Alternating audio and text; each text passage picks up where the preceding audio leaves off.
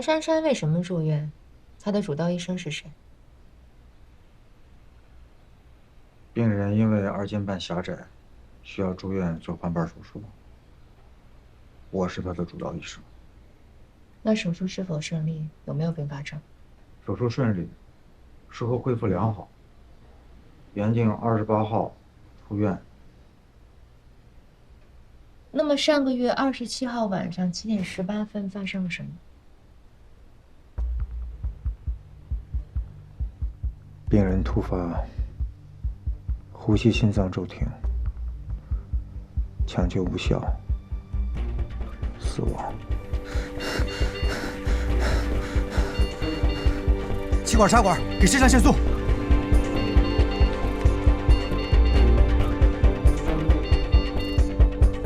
准备除上。充电，150焦耳，150焦耳。充电200焦耳，200焦耳。尸检结果，杨珊珊是死于脑栓塞。脑栓塞是换瓣术后的并发症之一，往往是因为抗凝不到位造成的。廖小沟医生，你有给杨珊珊展开术后合理的抗凝治疗吗？当然了，换瓣术后抗凝是心外科的基本常识。我给病人开了正常剂量的华法林抗凝，并对抗凝效果进行了监测。华法林是每天按时按量给药吗？特别是27号这天。每天都正常给药。那为什么27号的医嘱是在病人死亡后，对方律师要求封存病历之前才补上去的呢？因为27号那天。哎，廖主任，18床杨珊珊的医嘱还没开呢。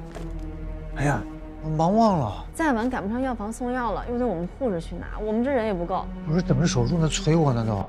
哎，小美，你帮我开一下18床的医嘱。不行，廖主任，那个神外叫会诊，我得赶紧过去。不好意思啊。那个口头医嘱行不行？不行，医务处刚说了，杜绝口头医嘱。廖主任，你这是要顶风作案。谁都知道我姓陈。罗老师，你帮我从那个换药室柜子里拿一片华法林。罗老师，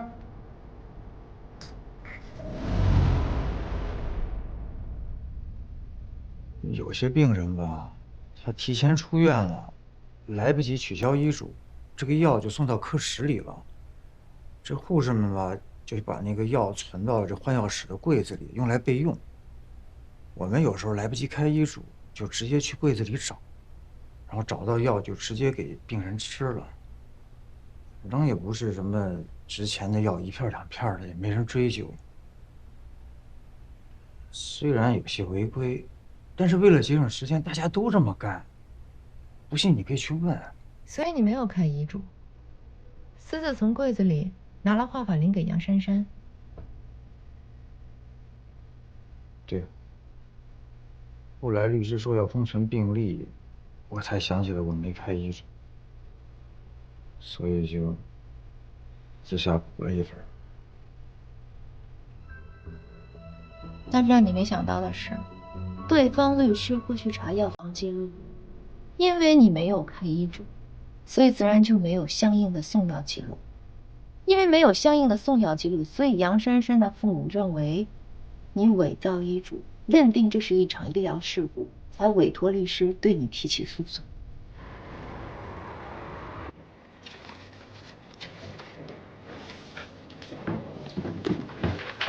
在我看来啊，这事儿就是廖小波搞砸了。杨珊珊脑梗加上补开医嘱，这事儿不是忘记开抗凝药是什么呀？其实那天廖主任让我帮他开医嘱来着，我就是赶着去会诊。你说当时要是我帮他开了医嘱，那杨珊珊可能就……哎，别！我跟你说，这种事儿不能往自己身上揽，人命关天的事儿。叔儿，你怎么看？我就问你们一个事儿啊，你们谁没干过还没开医嘱呢，就从医药柜拿医药给患者服用这样的事儿？都干过是吧？除了图方便，很可能是患者情况太紧急，我们根本没工夫在那儿先慢条斯理的把医嘱开出来。所以说呀，乌鸦不要嫌猪黑，这事儿有可能发生在我们任何一个人身上。只不过现在廖小波倒霉，让他赶上了。你们看主任干嘛呢？是在为廖主任担心。我真觉得咱们主任真是人美心善啊。廖小波平时那么招人讨厌，他现在还在替他着想。没想到这个女魔头，仙女，还挺有人情味儿。主任，主任，你也别太担心了。还是有点担心，不知道中午食堂吃什么呀？你们都要吃什么？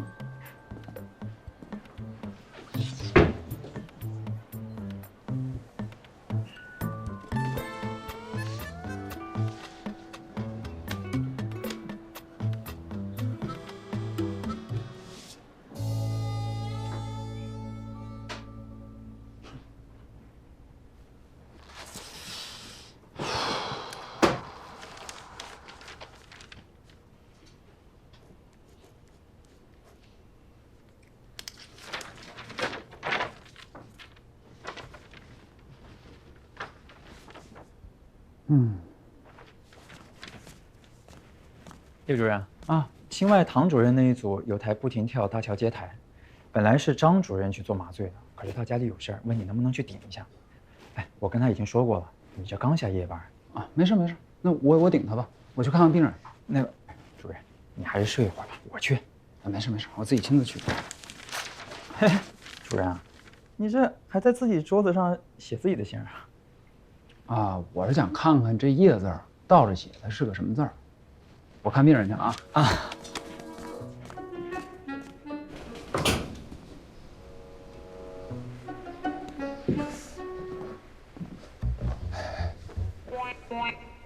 说说吧，哥，你是没看见重病组那帮人的嘴脸？之前薛老生病了，他们个个都很紧张。现在我出事了，他们个个幸灾乐祸。哎呀，这个小波啊，咱们现在得赶紧想办法把你这事给解决了。我可见过不少同行被医疗纠纷爆发，这件事可不能发生在你身上。哥，现在只有你关心我的死活了。咱俩人合作这么多年，好哥们什么时候用？就现在这时候用。哎，你把心搁到肚子里，我一定会管到底的。你说这事怎么办？哎呀，脑梗是换班术后的并发症之一。如果没有保法令事后补遗嘱，那家属都没有理由起诉。我会去找刘峰交涉，啊，让医院赔偿，花钱私了。这一旦家属撤了诉，1个月之后谁还记得这件事儿？哎，不过你自己得承担一小部分赔偿金。不是哥，这不是钱的事儿啊，这我不甘心啊！我明明给了药，如果赔偿了，不就等于认罪了吗？不知道的还以为我真的忘了开抗凝药了呢。哎，我知道你现在很难咽下这口气，不过呢，关键时刻该舍的还得舍，先保住自己再说，明白吗？花钱私了总比闹上法庭强。不过这件事情要是闹大了，跟你一辈子了。你说的也有道理，我现在就去找刘峰，回你就等于回医院嘛，你们是一体的嘛。行，哥，我相信你，我都听你的。我去护士站调一下5床的病历，你们俩继续啊。好。哎，宇明，哎，师兄，来术前访视啊。对，就是你们组接台那个不停跳搭桥。哦，哎，对了，晚上有个职业选手来前往打比赛，到时候一定过来看。我没时间，你注意点啊，别伤着手。我肯定注意。你都说了没时间嘛，那个不停跳搭桥那个事儿，你跟我们主任直接说吧。啊，主任，我们去8床看看啊。都说了不去，碍眼干嘛？一定要来啊！叶主任，唐主任，怎么样？术前访视做过了。啊，做过了，病人情况挺好的。我有事儿要跟你说。哦。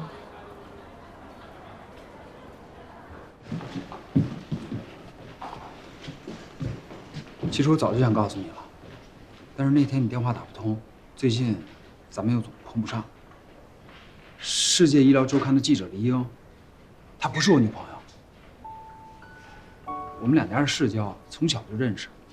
她也考了医学院，只是在大一的时候她就换了专业，换到新闻传播去了。后来我们俩就没什么联系了，直到去年在我们家又碰上了，这才有了交集。所以她真不是我女朋友。你找我就是为了跟我说这件事儿？我怕你误会。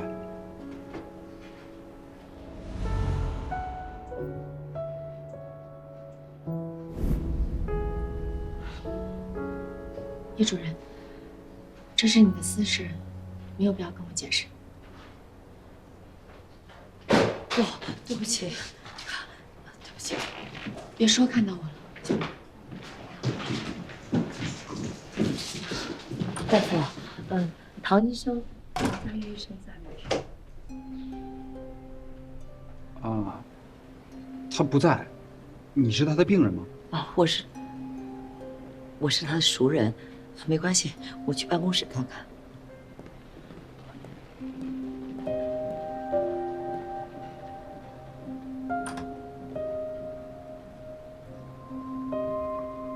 你躲这人谁啊？我还有手续，我先走了。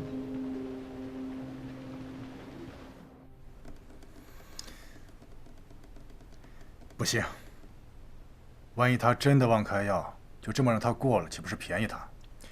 我们得对患者负责。我敢向你保证，小波只是没开医嘱，奥法林肯定给到患者了。你就这么肯定？他什么人我最清楚，他不会跟我说谎的。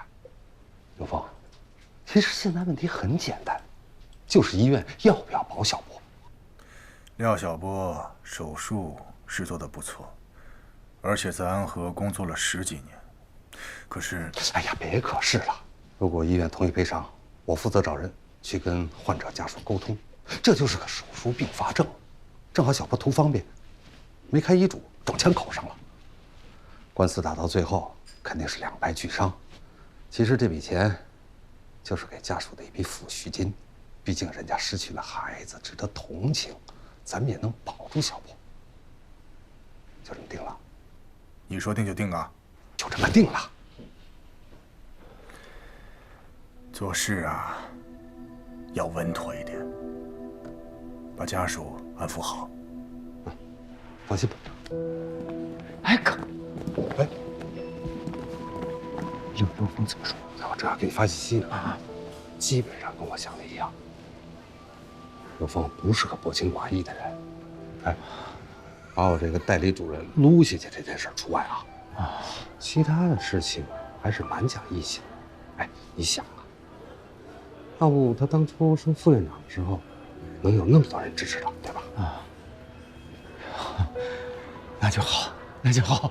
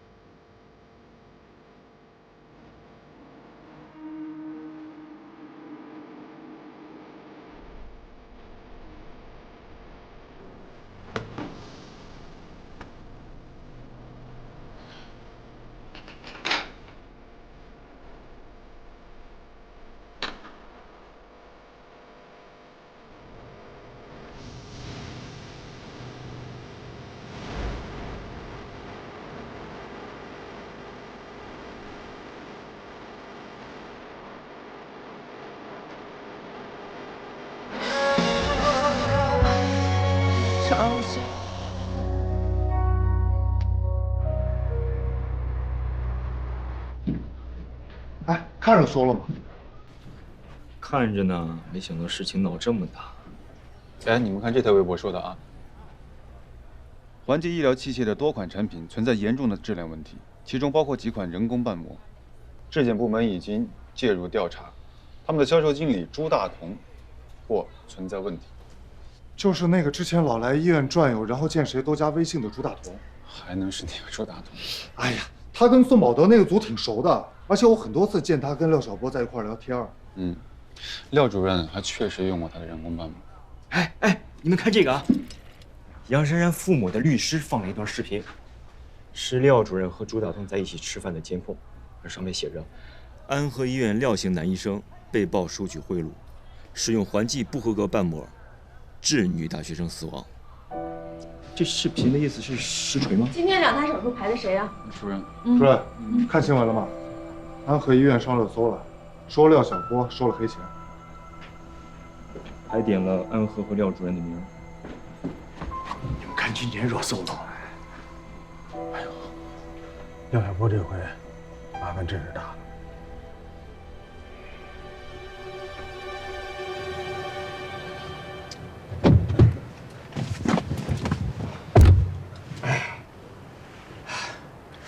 哥，你咋才来呢？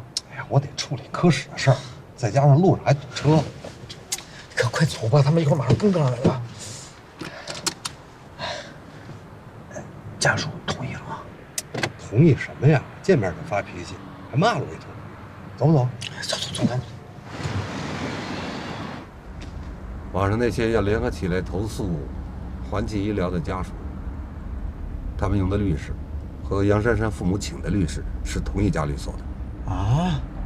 人家一直在暗中搜集证据，要不怎么才过了1个晚上，你和朱大同吃饭的照片就给爆出来了？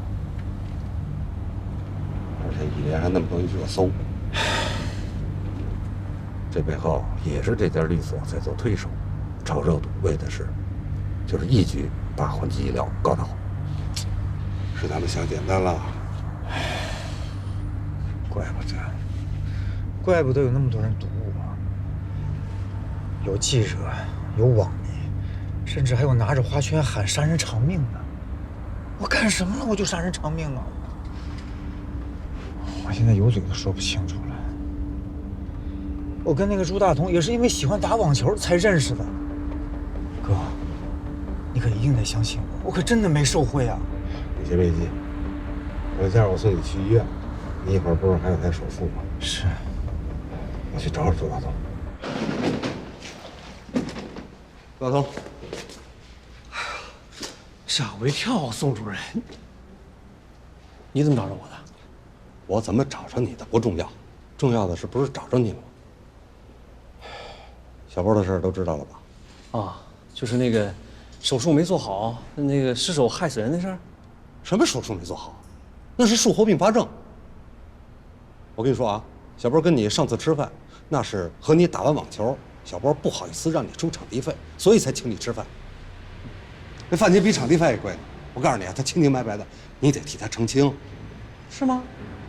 我怎么听说他没那么清白呢？那视频不会是你给泄露出去的吧？哎呀，宋主任，我跟您实话实说吧，本来啊，这网上所有的炮火都是冲着环济和我来的。哎，我们正愁没辙呢。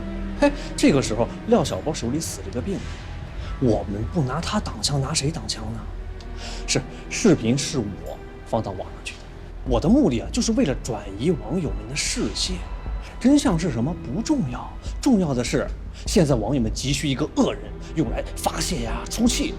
你想，一个杀死女大学生的医生啊，跟我这个默默无闻的销售经理，哪个适合做这个恶人呢？肯定是他呀。所以廖晓波自认倒霉吧。啊，无耻！你知不知道，这关乎廖晓波未来还能不能上手术台？一句自认倒霉就带过去了。宋主任，我觉得你现在有功夫担心廖晓波，不如担心您自个儿吧。我跟人是什么关系啊？整个医疗圈的人都知道，廖晓波可是您的左膀右臂呀。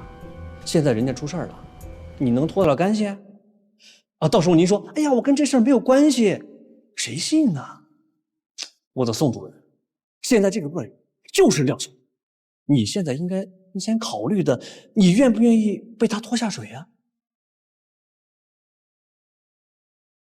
敏敏啊，主任，我上手术了，12床帮我盯紧一点，血压、后上腹夹不稳定。好的，我知道了。手术顺利啊。那个。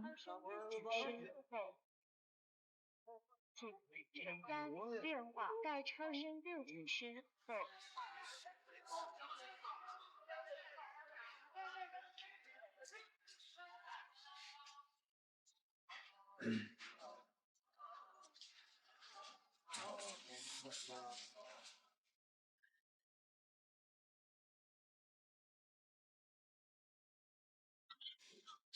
哎呀，有了，确诊了，感觉啊，医生说现在看不太出来，有几个？5个。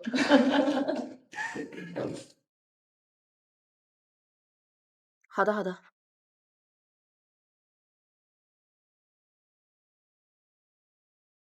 唐主任，刘副院长让你下手术去他办公室开会。知道了。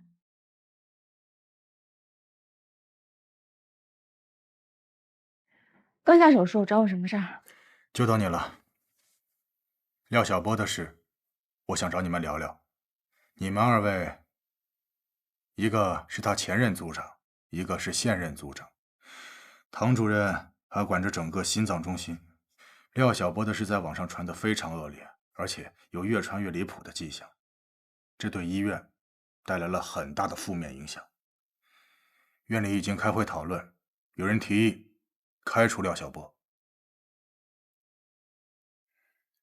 这么做的好处，一是妥善处理这件事，不然以后所有的负面新闻前面都要加上“安和计生”几个字；二是向外界表明医院处理腐败的铁腕和决心，平息网上的怒火。你们觉得呢？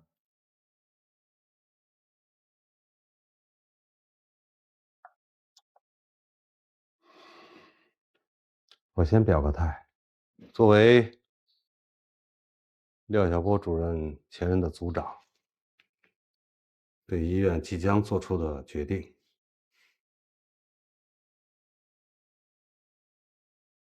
我没意见。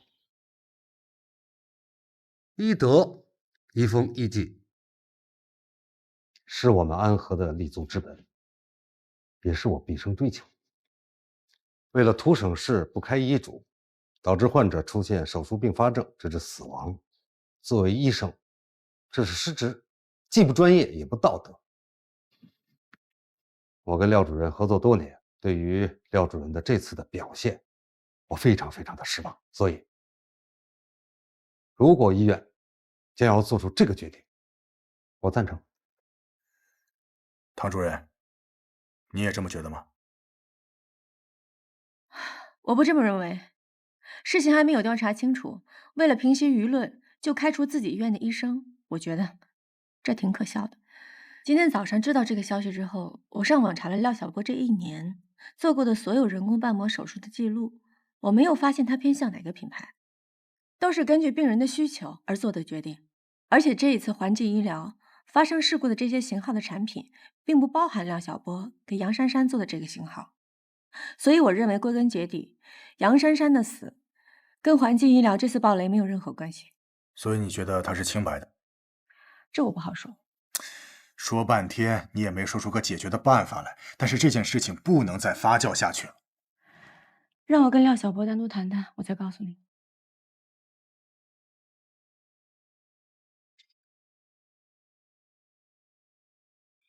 氛围不对。哎，坐吧。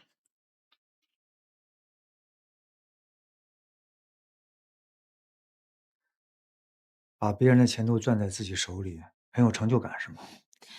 廖晓波，我对你的前途1毛钱兴趣都没有。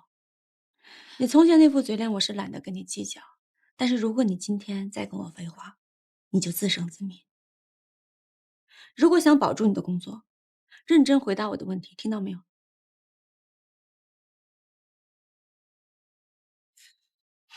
？27号那天，你是不是真的给杨珊珊用了抗凝药？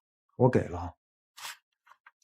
那你跟那个销售经理有没有财务上的往来？没有。确定？我确定。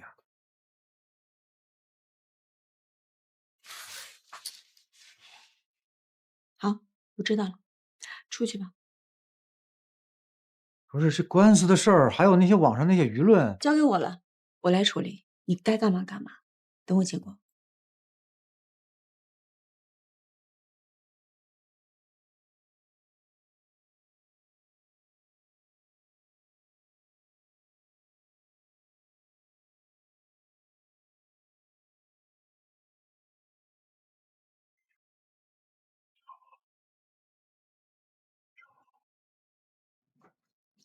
主任都跟你说什么了？我们什么都没听见。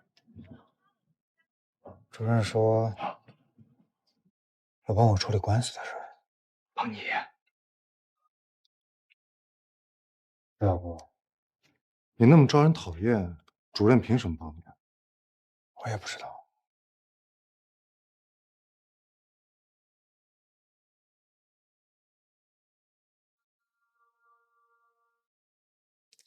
刘峰，廖晓波这个事情，我觉得先不能给他开除，还需要进一步的了解一下。那你来查。我想跟你借一个人，这件事儿必须他出面才能帮我。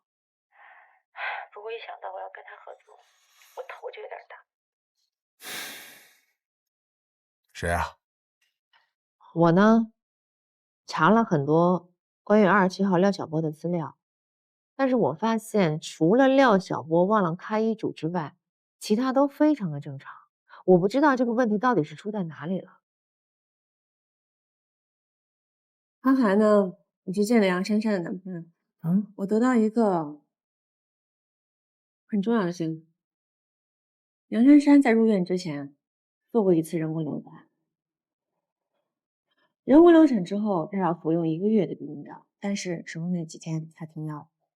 可是她男朋友后来给她送来了药。现在分析一下，27号，也就是说廖晓波确实给她用了华法理。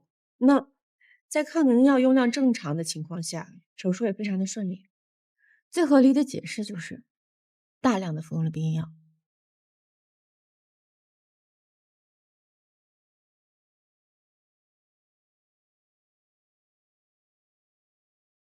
喂，小李，你赶快去检验科查一下杨珊珊体内雌激素的含量，外源性雌激素，还有外源性雌激素，还有置换人工瓣有没有问题？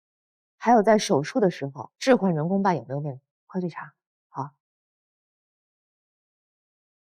你觉得真的是跟避孕药有关吗？这是我目前能找到最有力的证据了。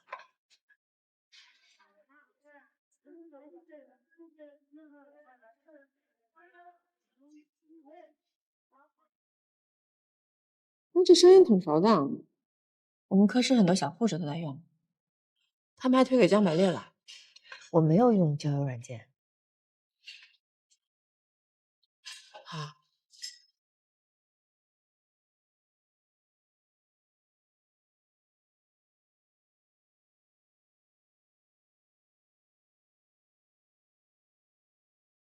你喜欢上了一个人，我挺好奇的，你喜欢一个什么样的人？很帅，身材也很好。真没想到，欧阳处长，你原来是个徒有其表的女人。关键是他是咱们医院的检验科的小王大夫。检验科的？你怎么确定的？我怎么从来没见过啊？你看，这是他前2天发的。你看这个角，这个屋檐啊，就是咱们外科大楼。我真的花了好长时间才套出他的话，他不是来看病的病人，而是咱们医院的医生。这是验证了那句话：恋爱中的女人都是福尔摩斯。不过你下次见了他，提醒他一下，头上抹了那么多油，让他远离明火。我不打算见他。你不见他？那他知道你是谁吗？我的资料里也没有照片。那你们这种谈恋爱的模式是什么模式啊？很理想的恋爱模式啊，你知道吗？有了喜欢的人，你就感觉每天起床，空气都变得新鲜了，然后医院门口那包子变得更好吃了，哈哈，不好吗？我是不是刚才夸你是福尔摩斯那句话？恋爱中的女人智商都是0。成龙啊，8号床的引流管我让小百列给拔了啊，他今天状态不错，回头给他调调药吧。行，一会儿我给他开个医嘱。哎，廖波，怎么还不吃饭去？我没胃口。没胃口哪行啊？人是铁，饭是钢，一顿不吃饿得慌。要不然，食堂也下班了，要不我请你一顿吧？啊？你瞧他还无动于衷的。老秦请客，千载难逢，错过就再也遇不到了。就是啊，给你一个薅我羊毛的机会，珍惜啊，珍惜啊！再加个1品豆腐煲啊。廖波，你还想吃什么？点。别点太多了，吃不完。跟我出来吃饭，你还客气什么呀？就宰这一顿啊，不宰白不宰。就这样吧。够了啊？行，那先这样，上菜吧。哎，我说你跟我出来，别这么愁眉苦脸的，行不行？世界末日了啊，至于吗？不就是官司缠身，前途不保，背后又有人捅一刀，这事儿是挺至于的。哎呀，是，要是他怕打官司，担心前途，这我都能理解。但是他之前跟我说的好好的，我是一步一步按照他说的做的，他怎么说变卦就变卦了呢？他就是个利己主义者，这你还不明白吗？哎，他要是拼了命的保你，那就不是他宋宝德了。认识他这么多年了，你还这么不了解他呀？我知道，但老宋这个人本事不坏，他之前还一直帮我。可能是我太过于相信他了吧。我这人你也知道，这岁数了也没结婚没孩子，一直一个人过，也没啥朋友，所以就一直把他当亲哥一样。你呀，就是因为一根筋，就越走越孤僻了。结婚多烦啊！我怕麻烦，我一个人不挺好的吗？我生活的很简单，只要让我做手术，什么我都无所谓。我原来在老宋那组，什么脏活苦活累活都是我干，最难的手术都是我做。到头来落这么一下场，如果最后手术都没得做了，我真不知道自己能干什么。行了，你也别太担心了，起码唐主任那儿不是也帮你查着呢？你说唐佳瑜为什么要帮我呀？唐佳瑜这人也挺奇怪的，该聪明的时候吧，他挺傻；该傻的时候，他又挺聪明。但起码有一点啊，他比这宋宝德可是有担当，跟着这样的头儿，安心。人流手术后，医生会给病人开1到3个月的避孕药，让病人每天服用，为的是修复子宫内膜。杨珊珊刚做完人流不久，入院之前一直在吃避孕药，可是手术那几天停药了。前2天的男朋友来，给她带了药。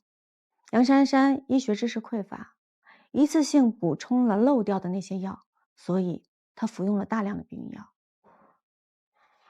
你的意思是说他？血栓是避孕药的副作用之一。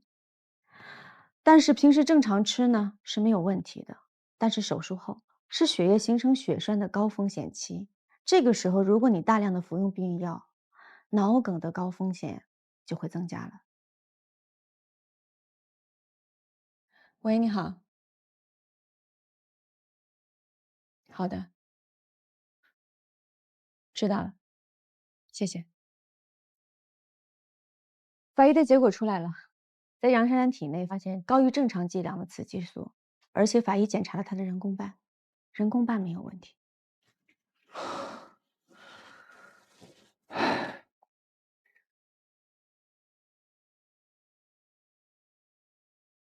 唐主任，谢谢你。我马上对杨珊珊的父母打电话，由你跟他们把一切说清楚。廖晓波，你不用内疚了。唐主任，你为什么会相信我？我相信事实，事实证明你是一个称职的好医生。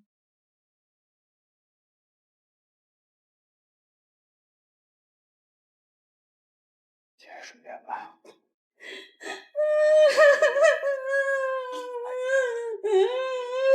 你节哀顺变吧。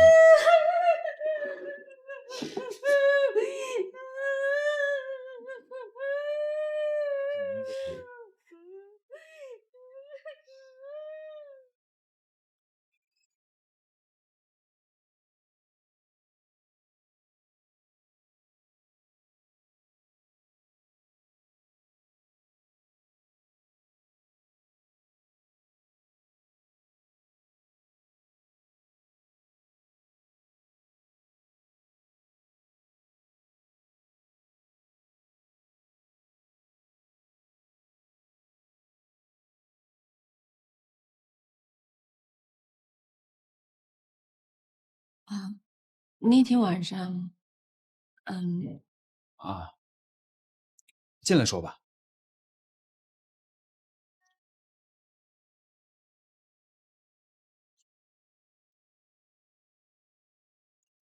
谢谢。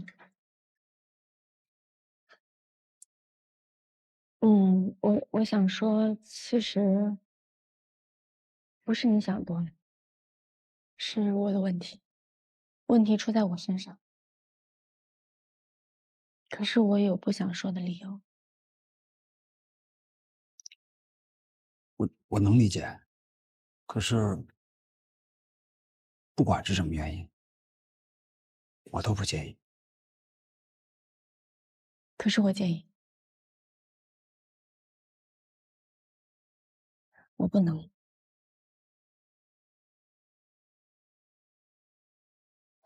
那天在医院看到那个女人，她叫尤海丽，是我妈。她在妇科陪那个女孩看病，那个女孩叫徐江月，是跟我没有血缘关系的妹妹。我记得你之前不是问过我，为什么8岁的时候就想做心脏外科医生吗？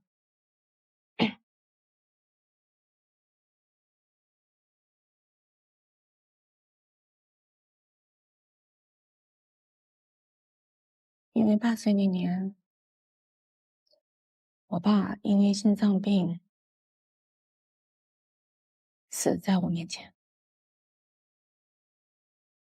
我妈是个警察，当时不知道那出了事故，她要去现场勘察情况，所以当时只有我跟我爸2个人在家。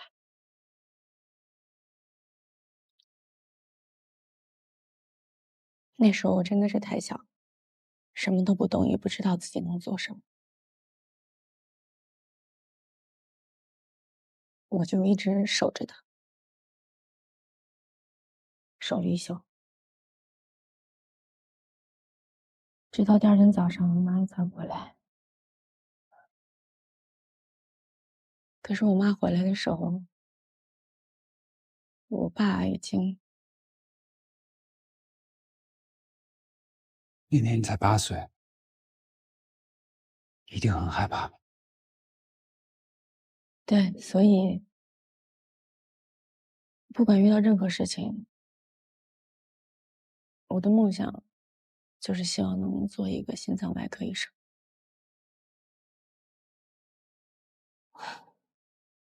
后来没过多久，我妈就改嫁了。我妈嫁的那个男人叫徐国强，他太太因为一场车祸去世了。徐江月就是那个时候他带过来的女儿。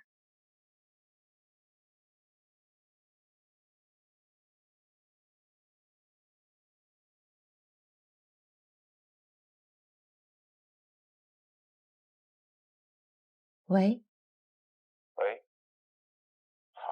欧阳组长，不好意思啊，这么晚了打扰你。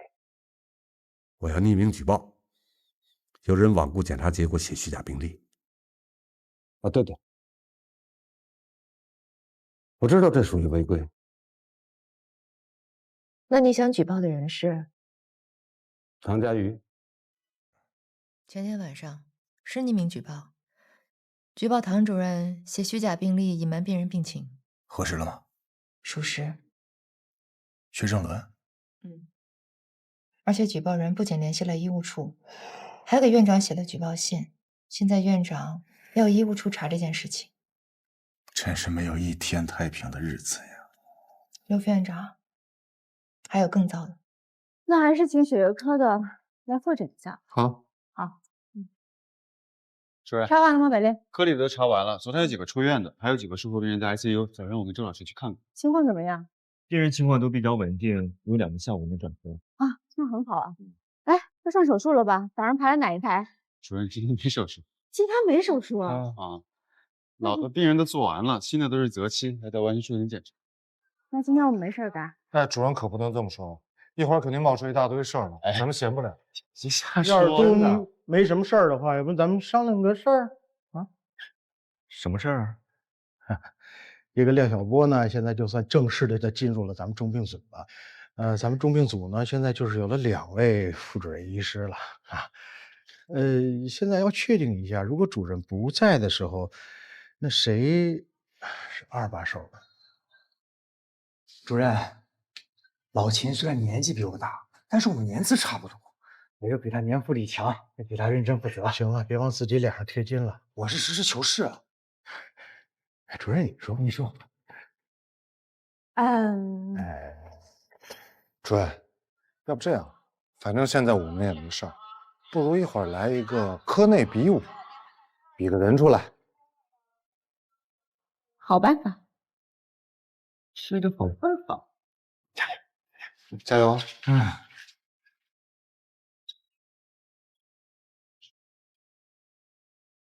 你我都知道，这些举报内容啊，都有内情可原。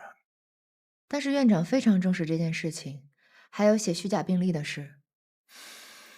那我们预估一下最坏的结果，处罚是什么？免中心主任一职，停手术6个月。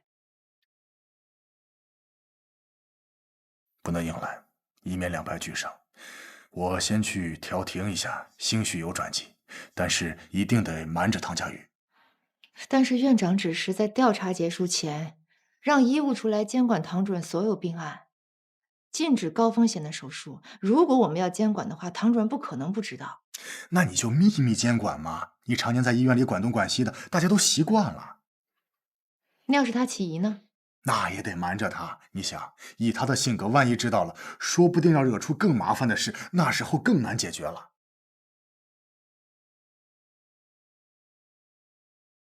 好吧，那我找个理由，不让他知道。手术是外科的看家本领，缝合是手术的重头好戏。今天我们组内比武就比缝合。冯向东。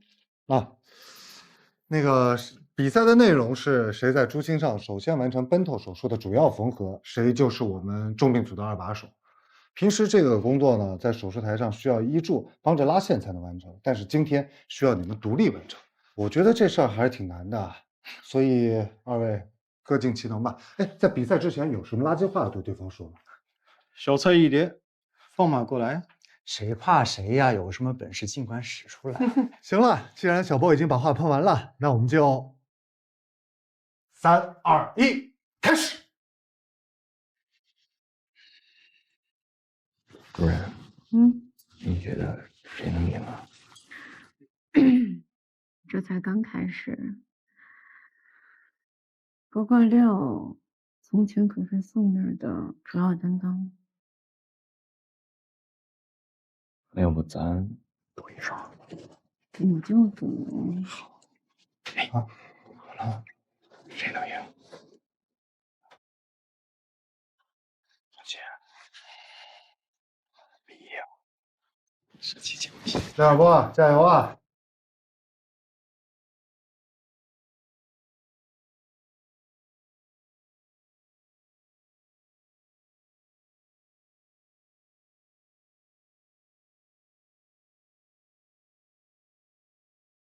完成，我也完成了。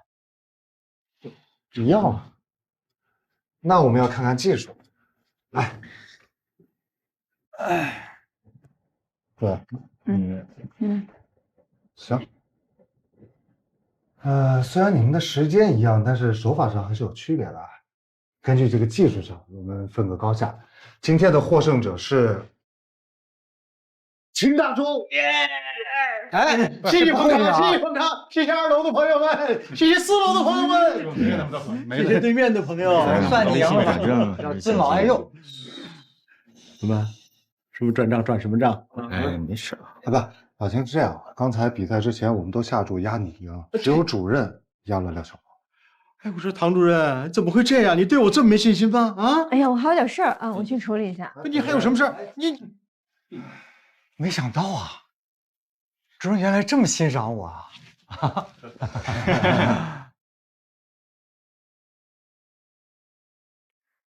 喂，刘峰，如果有人喜欢你的绯闻女友，你不会介意吧？哎呀，我介什么意呀？我跟唐佳瑜啊，可什么事都没有。哎，你说的是唐佳瑜吧？哎，我可没说是谁啊，你不介意就好。他我可了解，你可千万别玩火。喂，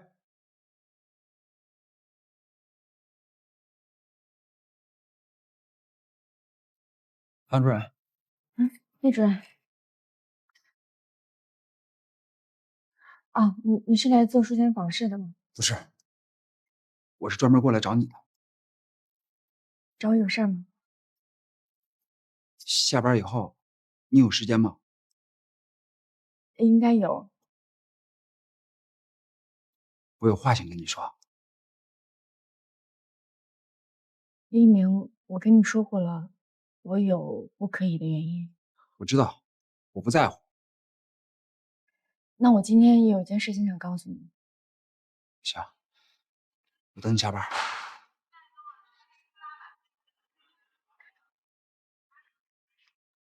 主任，急诊有个病人，问你现在有没有时间过去看一下？去看一下吧。医生，医生。哎，唐主任，我带你过去，14床。病人怎么回事？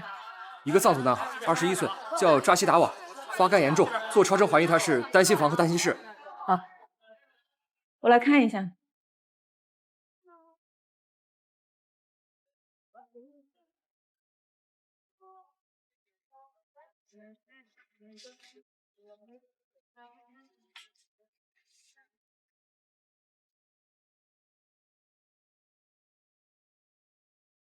看到了吗？这儿，还有这儿。哦，看一下。扎西达瓦，你这是一种先天性心脏病，叫单心房单心室。正常人都是有2个左右的心房心室，但你只有1个心房1个心室。给你打个比喻吧，别人都是2室2厅，但是你只有1室1厅，而且你的静脉血、动脉血混在一起，造成缺氧。你之前有确过诊吗？没有，小时候家乡卫生院的大夫说我心脏不好。我以为长大就好。你们要尽快通知病人家属，他这种情况要尽快手术的。手术？可我家人都在很远的地方。医生，你是不是搞错了？扎西他只是脸有一点黑而已。对啊，没这么严重吧？你怎么了？哪不舒服吗？啊？室颤，马上出颤！让一下，哎，你们先出去，病人要抢救了。扎西，来，快啊！200焦耳，给电。清场。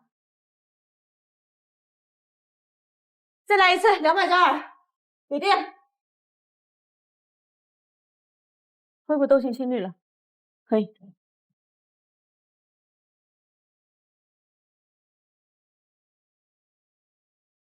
吴护士长，欧阳处长，有事吗？准备一下重病组成立以来所有病案的护理记录，医务处要用。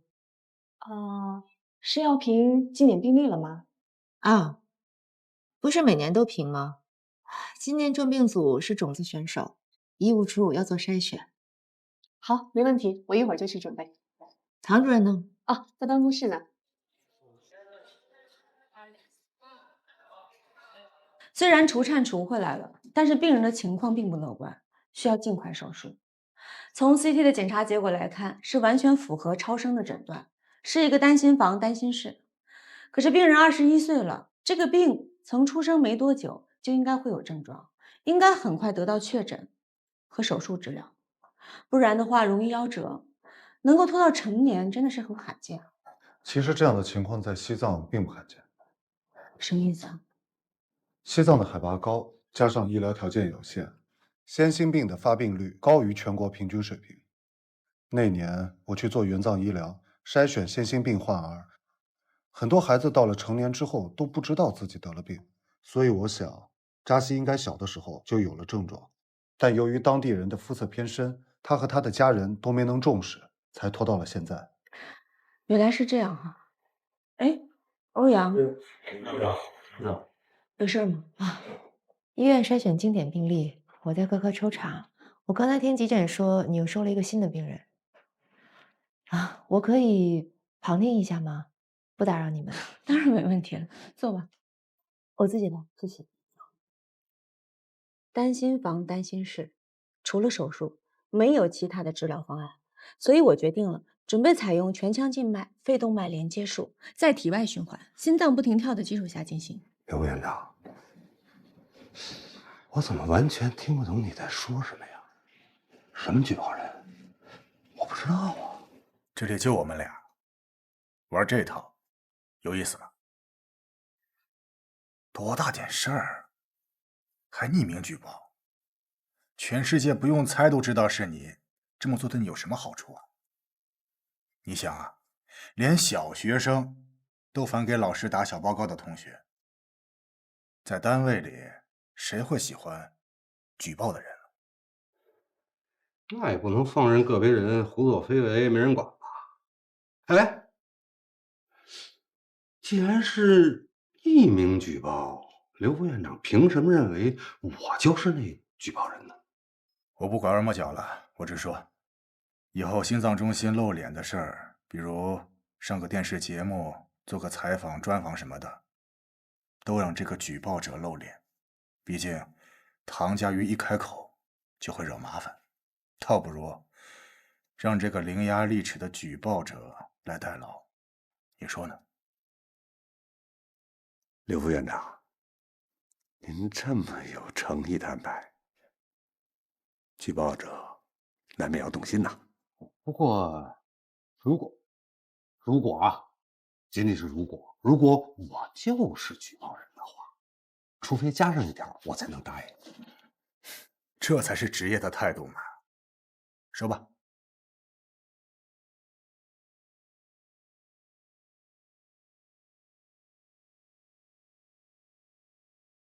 你好，王工程师。你好，欧阳真宇。啊，你也可以叫我欧阳处长。你是来拿协议？对，你和安和医院合作研发人工心脏的协议，电话里说你已经研究过了，同意签字，现在可以给我了吗？你先别急，我跟你分享一下我的研究成果。那我之前呢，我一直在试图改变这个线圈的绕法啊。后来我突然发现，其实去改变一下主动悬浮和被动悬浮的比例，就可以解决这个问题。当我们找到一个合适的分寸的时候，有可能就可以达到唐主任所说的，把人工心脏的直径缩小到50毫米以内。这个公式看到吗？用这个公式演算就很容易得出这个办法，但是当然这其中还需要一些别的因素的配合。你是不是听不懂？嗯，对牛弹琴。哎呦，现在可以签字了吗？你为什么老是板着一张脸啊？现在呢？可以签字了吗？啊，我已经签完了。那，王工程师，我希望你以后少关心别人爱不爱笑、笑不笑，多关心一下人工心脏的研发问题和进展问题。虽然唐主任认可你，但是我对你能否研发出这么先进的医疗器械深表怀疑。你这是偏见，而你是傲慢。我有傲慢的资本。不管你信不信，我一定能够成功。你拭目以待。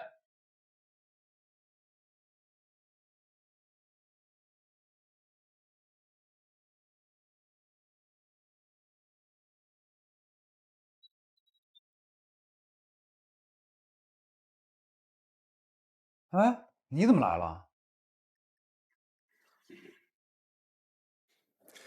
唐家瑜替薛老写虚假病历的事儿，你知道了吧？知道。这事儿被人匿名举报了。举报的人是宋主任，是个人都知道是他，他还匿名。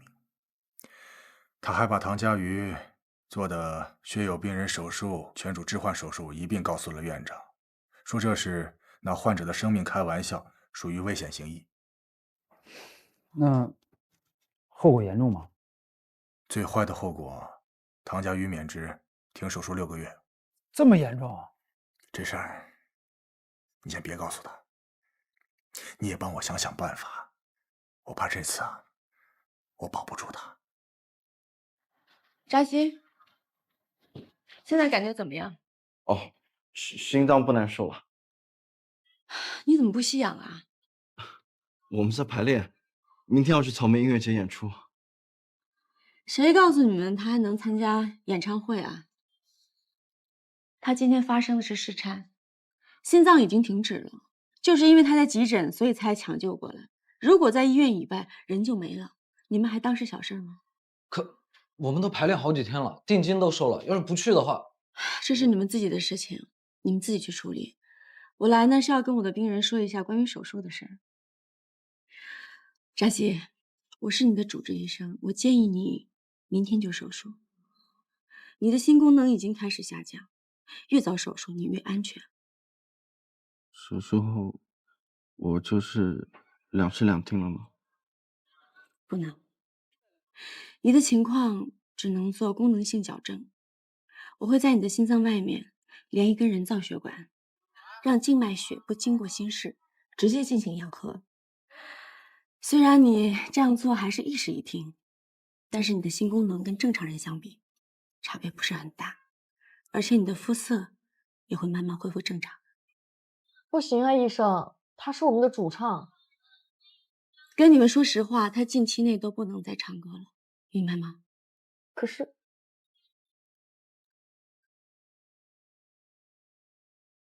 医生，我可以自己签字吗？特殊的情况是允许的。等一下，秦医生会跟你说一下手术的注意事项。你要多休息。你们差不多也别待太久了啊，病人需要休息，知道吗？扎西，明天我不能和你们一起登台了，你们3个人先去吧。你可以唱歌，庞伟也可以。乐队的前途很重要，我们这次收了定金，如果不去演的话，以后就没有办法在圈里混了。快回去排练一下吧。那我们先走了，走了，扎心。明天好好唱，走吧。有事给我发微信。你们好好排练，明天唱好一点。主任，你要的东西都拷在这上面，全在里边了吗？嗯，只要是你做主麻，唐主任做主刀的手术，病人和手术资料都在里面。谢谢。主任，你先忙着啊。哎。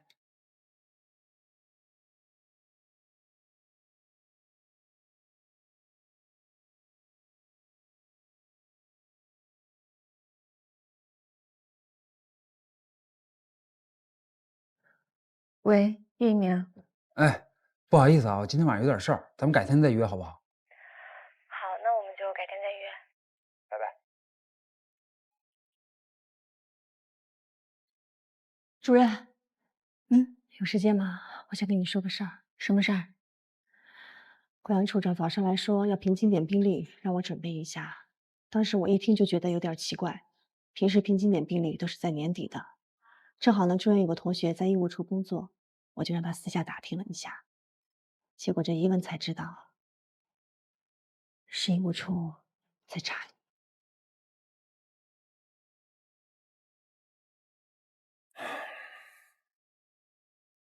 佳宇，真是你啊！打你电话不接，信息也不回，我只有在这儿等你了。你打算什么时候告诉我呀？匿名举报的事儿。我查了病历资料库，发现学生伦的档案被封存了。我以为我来了安和那么久，大家也建立了该有的信任，没想到还跟刚开始一样，还是被你蒙在鼓里。我不是在瞒你，我是在想办法。如果能解决，就不用告诉你，影响你工作的积极性。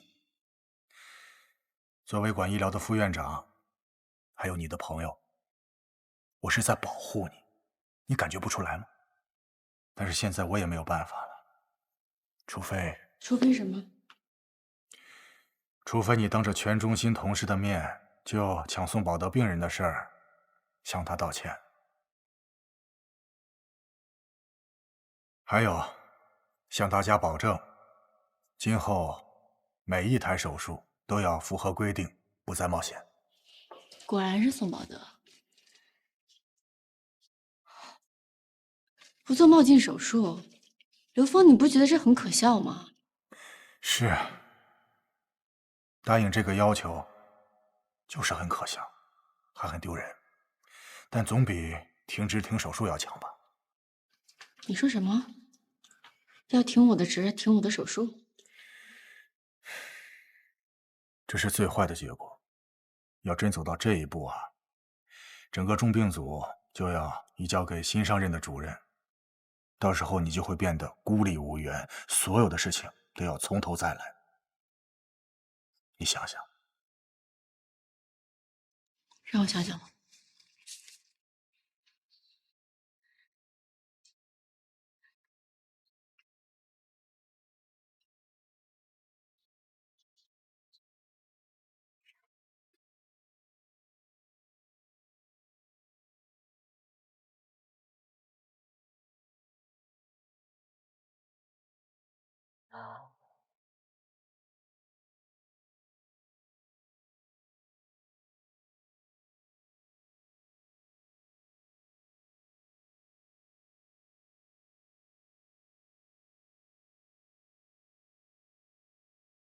喂，刘峰，你安排一下吧，我可以道歉。都查完了吗？查完了。嗯，今天上午排了扎西达维的手术。对了，有个事儿忘跟大家说了，今天手术之前呢，开个短会。在会议中心。10分钟之后呢，你们先过去，我去准备一下。哎，主任，开会在办公室就行，干嘛去会议室啊？不是我们重病组的，是整个心脏中心。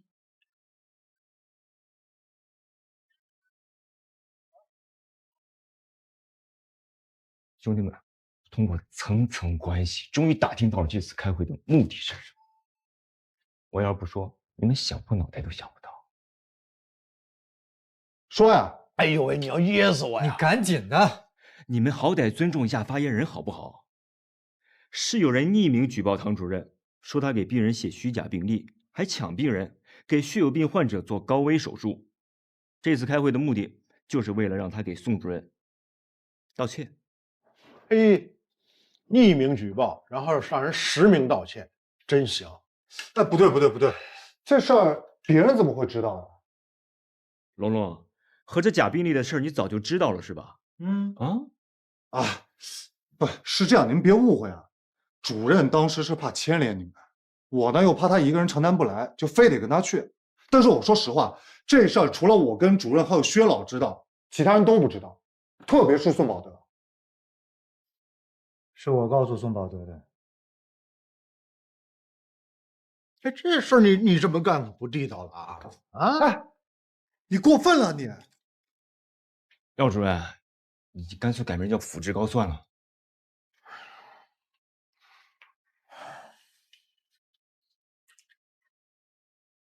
是我害了唐主任。我当时真心不该这么做。我错了，我郑重向大家道歉。哎，廖晓波，你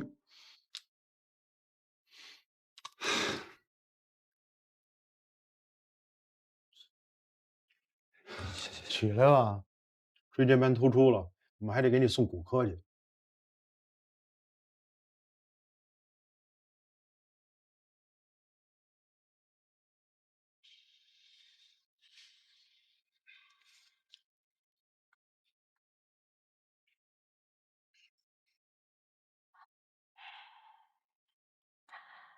今天耽误大家一点时间，把大家约这儿，我是要说一点事儿。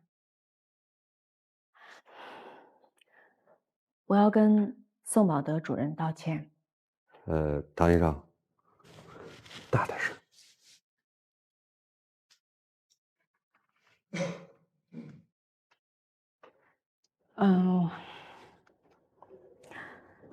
我要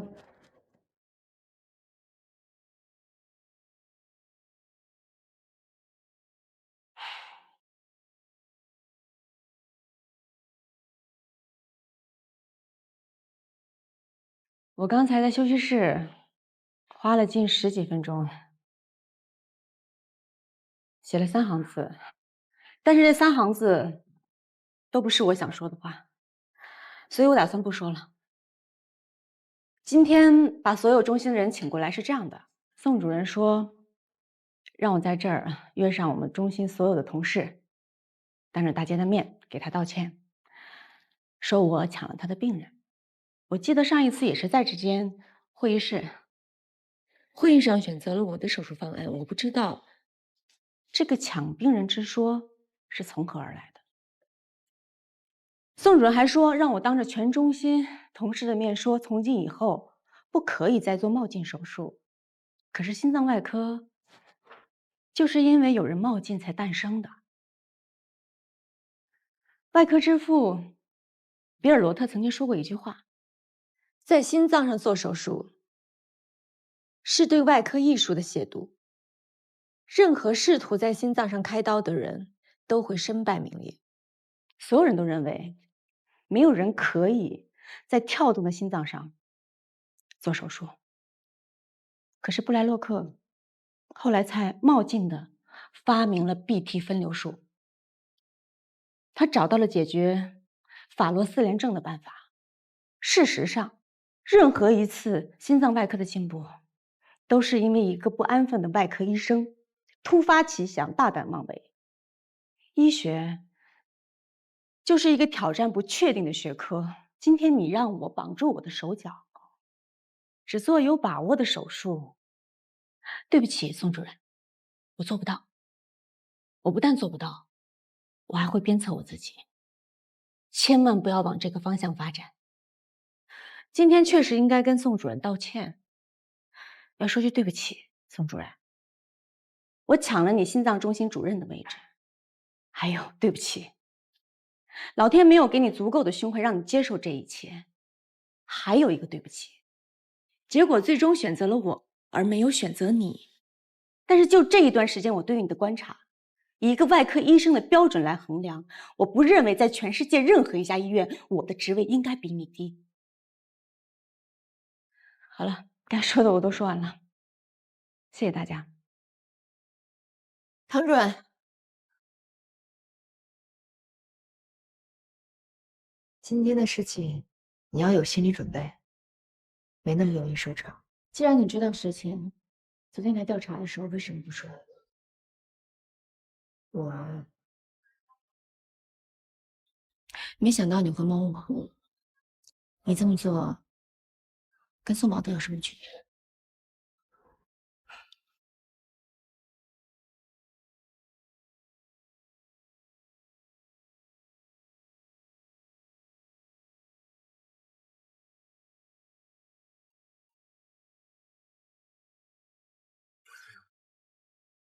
是你们，你们不是去演出了吗？没有主唱演什么？去了不是丢人吗？对不起啊，昨天我掉钱眼里了，是庞伟骂了我们才。哦，你好，你不是平时都不说话的吗？你说他们什么了？我说我们是一支乐队，一个都不能少。对呀，要演就一起演。扎西，你在手术台上要记住，我们是一支乐队，一个都不能少。一个都不能少，一个都不能少，一个都不能少。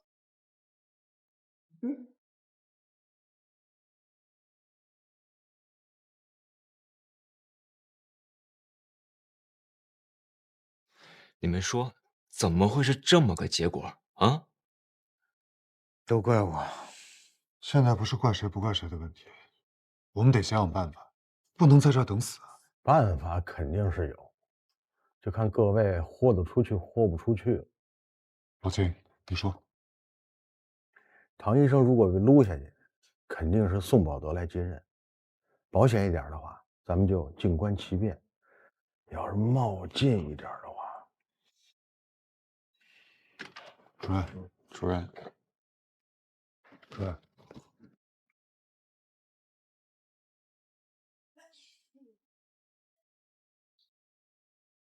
那个，今天本来想忍辱负重的，结果失败，让你们见笑了啊！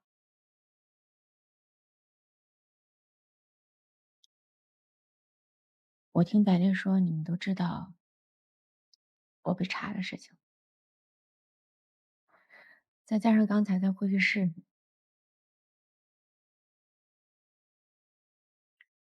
估计不好收场。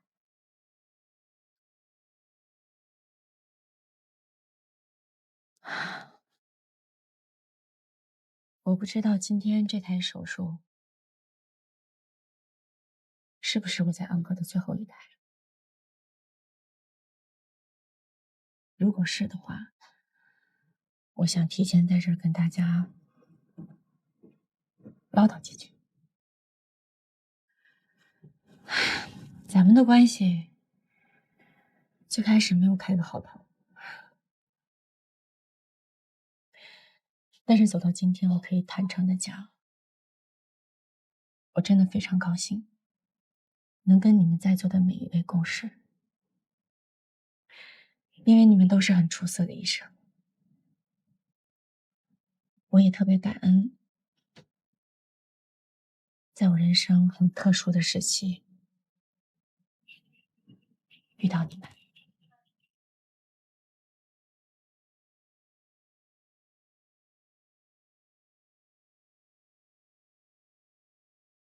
我这个人吧，脾气不太好，所以我特别感谢这段日子你们对我的包容，真的谢谢。好了，说到这儿了，准备一下，开始手术了啊！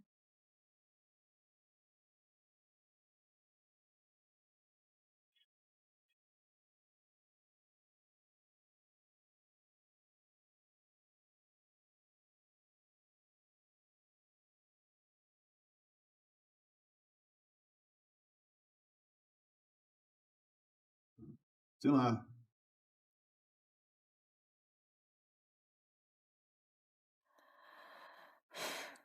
唐主任，叶主任，看来你应该也知道了。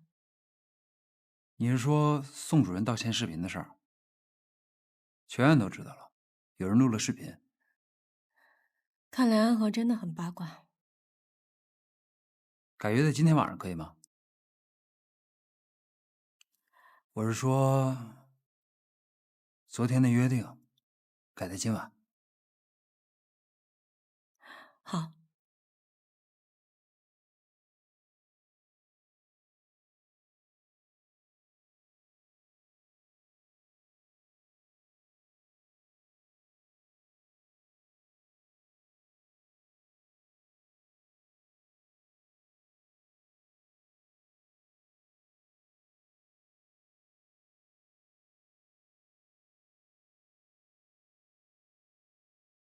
剪掉吧。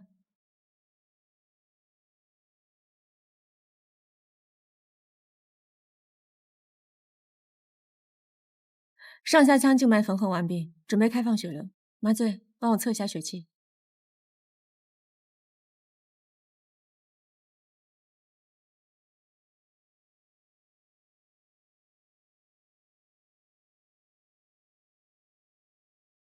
没问题了。血气送去了。好了，可以关胸了。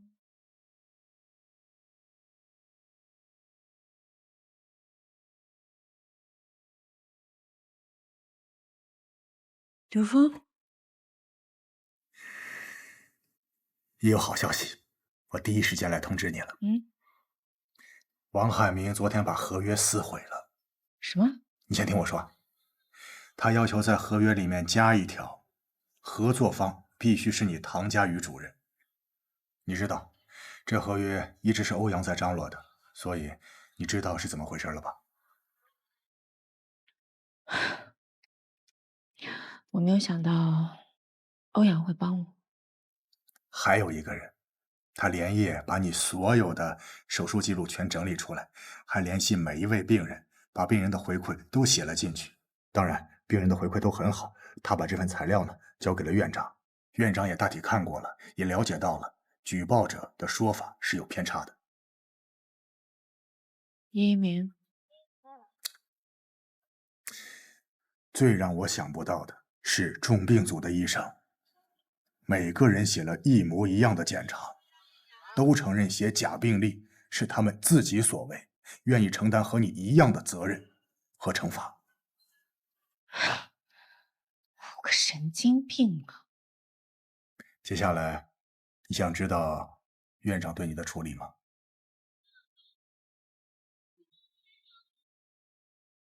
进。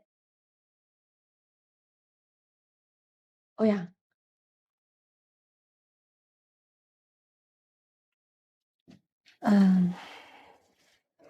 谢谢你。是你说服王海明的吧？不是，是他自己愿意帮你。处理结果出来了吗？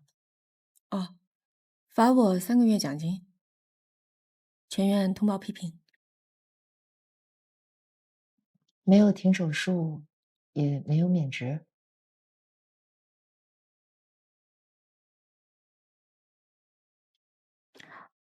我就是来说声谢谢，没什么事儿，我先走了。唐主任，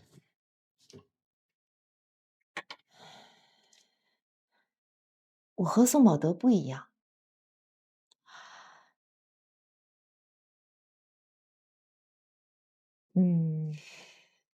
如果你愿意，我们可不可以试着向朋友的方向发展？就是那种比同事更近一点的关系。我不知道你愿不愿意。好啊。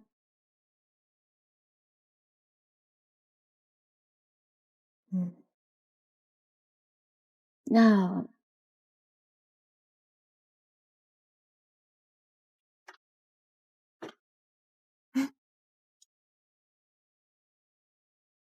大出血。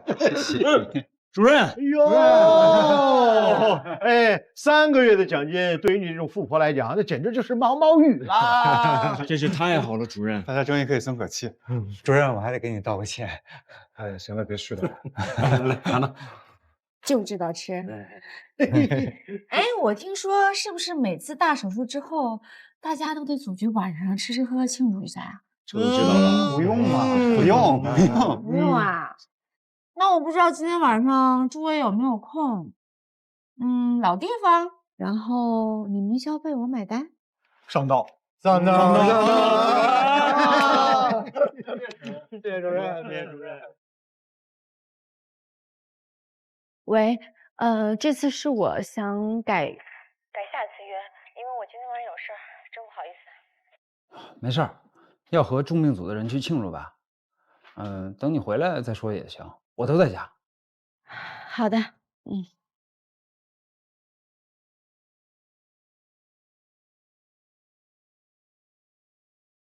宋主任，我暂时不想去了，我想跟唐主任学习手术技术。最好的老师已经在身边了，我就不舍近求远了吧。我特别想感谢这些年您对我的照顾，谢谢。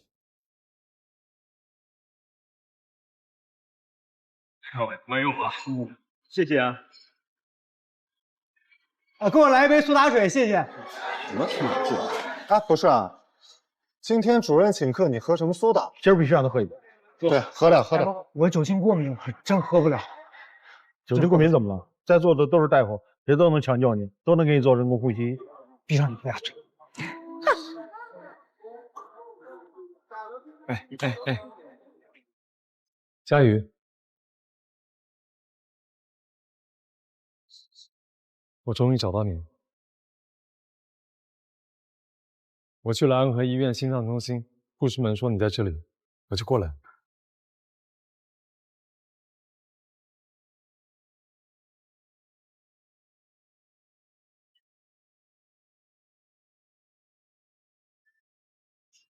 你不跟同事介绍一下我是谁吗？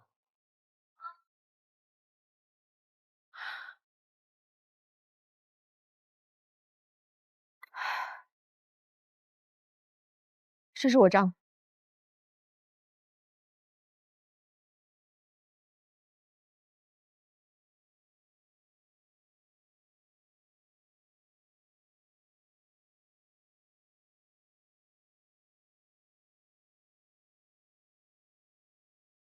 佳宇，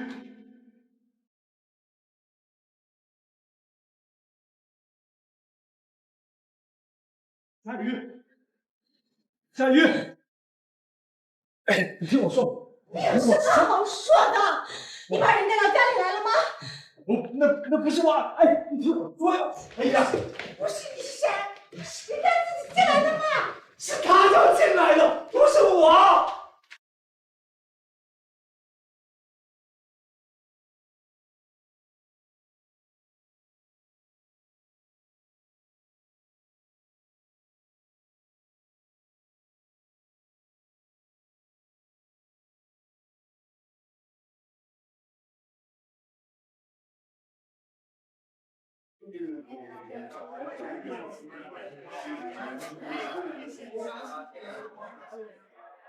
我好想你，谁让你来找我的？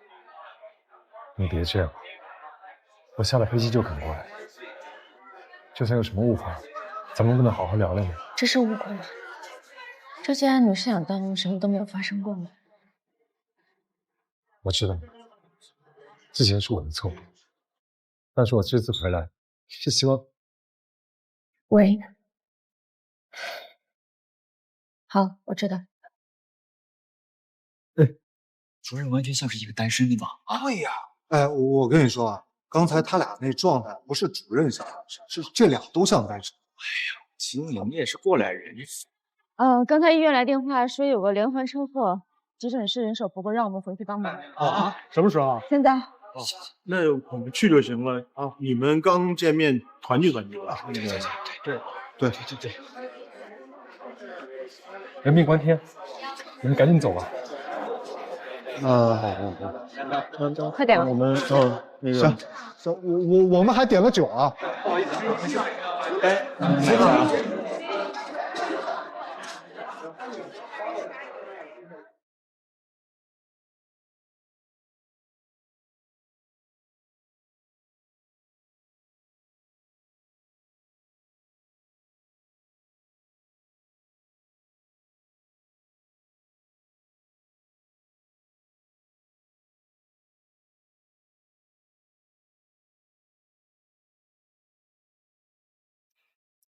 喂，好，知道了，我马上到。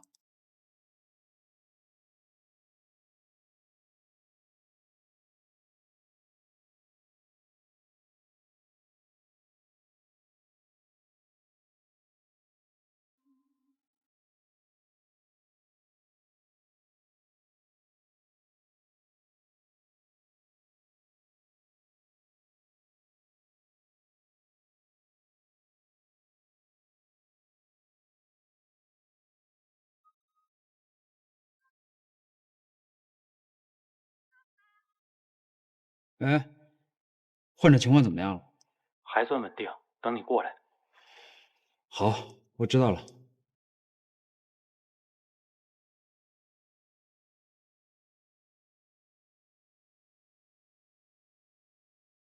唐主任，就这个。把超声打开，我看一下。你是病人呢？哦，我是他妻子，这是这是这是何木，我叫李平。刚才来过一波医生了，他这么严重吗？刚才来的是神经外科，我们是心脏外科。你先别慌，我帮你看看。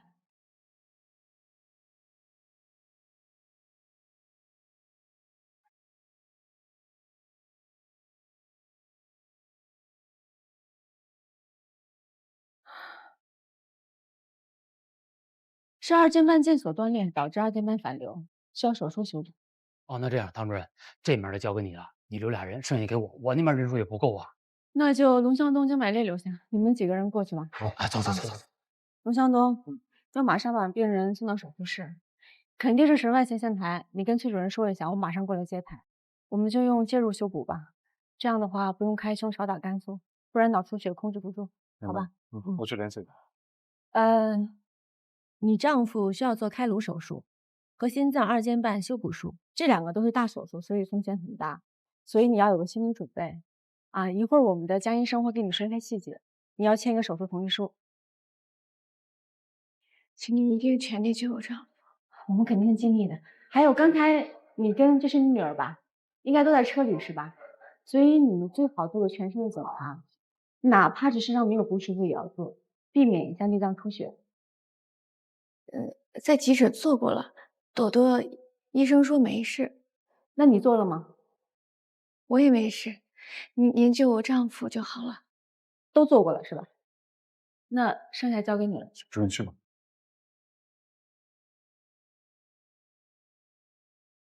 唐主任，叶主任，我一会儿在普外有个手术，今晚又会又泡汤了。看来老天爷也不想让我把话说出来。我接个电话。崔主任，甘肃的事情是吧？那我马上过来。我马上有台手术。我今天有件事情想跟你说。什么事儿？一句两句说不清，要不然等我手术后，在手术外我们见。好。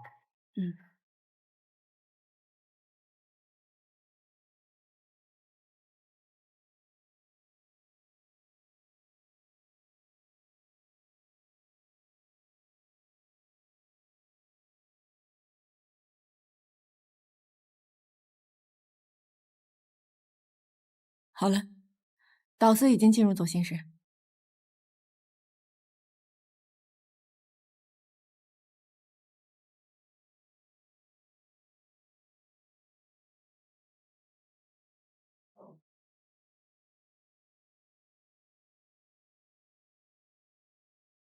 你妈妈呢？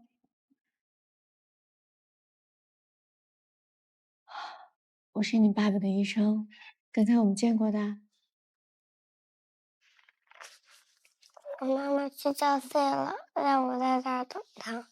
哦，那你乖乖的等妈妈吧。嗯，救救他！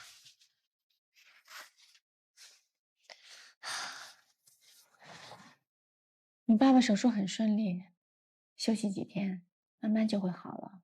嗯，救救他！救救谁？救救妈妈！为什么要救救妈妈？陶医生啊，我老公怎么样了？哦，好，手术顺利吗？挺顺利的。心脏二尖瓣已经修复好了，现在人在 ICU，估计再过2天可以转到普通病房。谢谢。不客气。你的女儿，我女儿怎么了？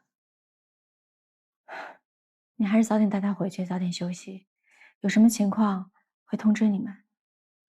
好，那我先回去了。有什么事情您给我打电话。好，谢谢。走啦，朵朵，我们走吧。走。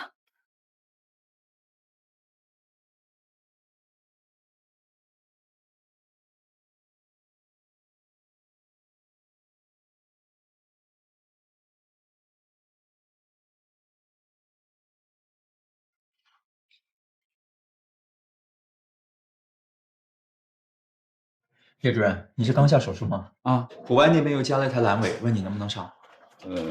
我今天约了别人有事儿，要不然你再问问其他人。好像王主任在，那我去问问王主任吧。好，去了。大哥，你说咱们医院的人要是知道主任结婚了，会是什么反应？我估计啊，都会问出乐小波说的那句灵魂拷问：主任竟然结婚了啊！哎呀，其实主任结婚很正常，他条件那么好。是啊，可是刚才廖主任那下巴筋都快掉下来了。当时那样子其实挺逗的。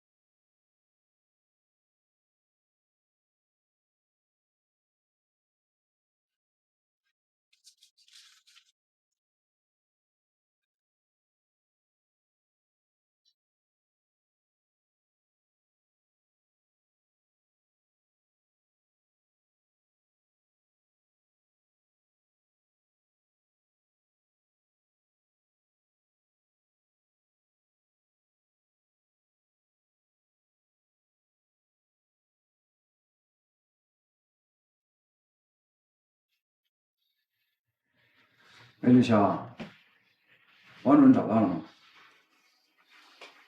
那你别找了，家的手术我来上。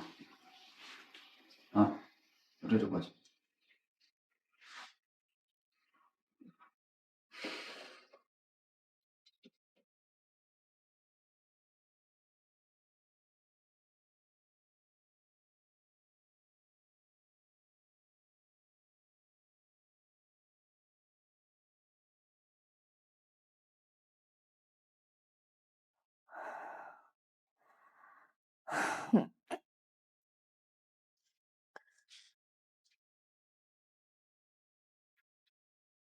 唐主任，哎，吕笑，叶主任还没下手术吗？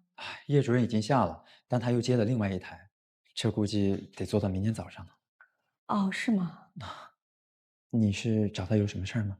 哦，没什么事儿，我一会儿也走了。行，那唐主任，那我就先回去了。好，好。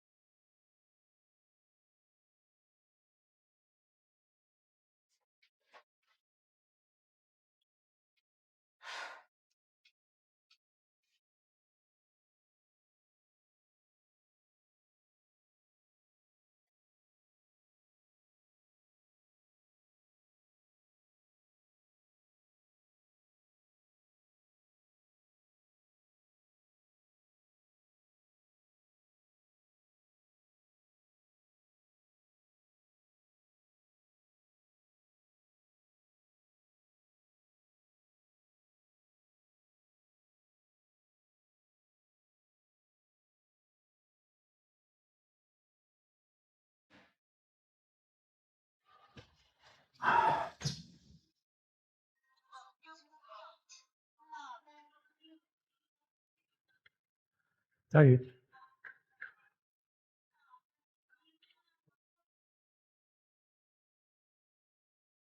还没吃早餐吧？你喜欢吃的芝士汉堡，在国内也开了分店了，我特地去买的。那我早上很忙，我一会儿还要查房，我给你10分钟，你挑重点的说好吗10分钟怎么说的我？那就别说了。佳宇，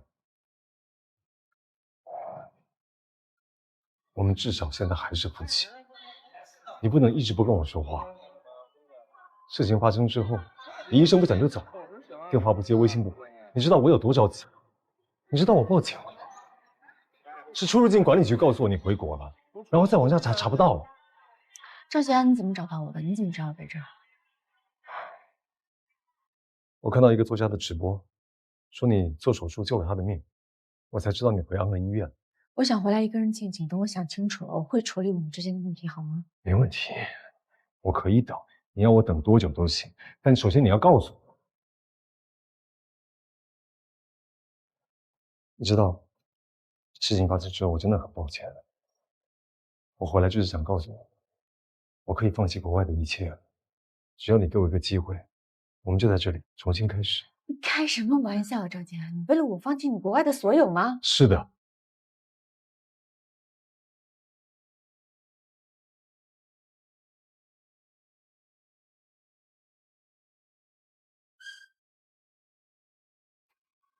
我们结婚9年了，我没有办法想象没有你的生活会是什么样子。我可以放弃所有，但是我不能放弃你。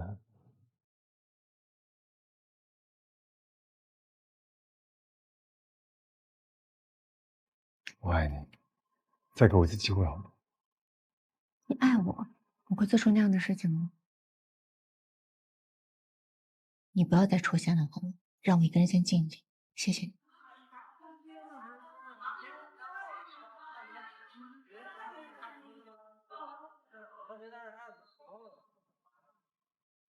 等一下，谢谢。业务处不在这栋楼，你怎么在这儿坐电梯啊？外科大楼和门诊楼有一个连接通道，我从那儿过就行。我是来找你的。找我？嗯。我刚才在外面看见你跟一位男士，谁呀？你是来找我的还是来八卦的？我是来找你有事儿，看见了就顺便问一下。你不愿意说就算了。他是我丈夫。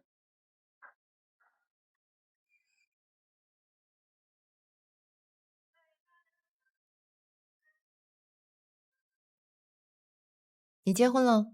对，这有什么可意外的？当然意外了，全院的人都认为你是单身。不过你跟你老公确实也是郎才女貌。你们刚才遇到什么问题了吗？什么意思啊？好像看你们在吵架。我是急着来查房而已。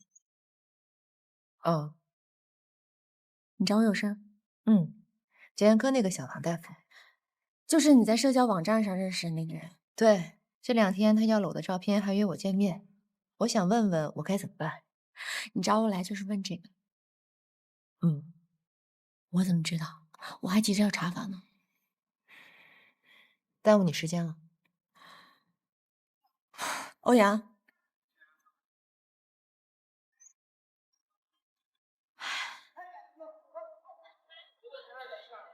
现实中的人，哪怕是和你朝夕相对的人，也不一定可信，更别说是在网上只聊过几句的陌生人。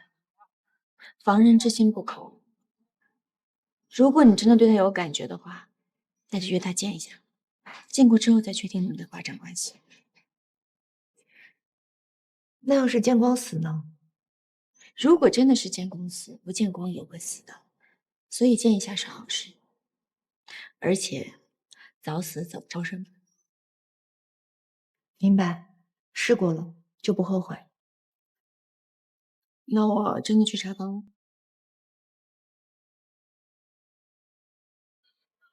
谢谢。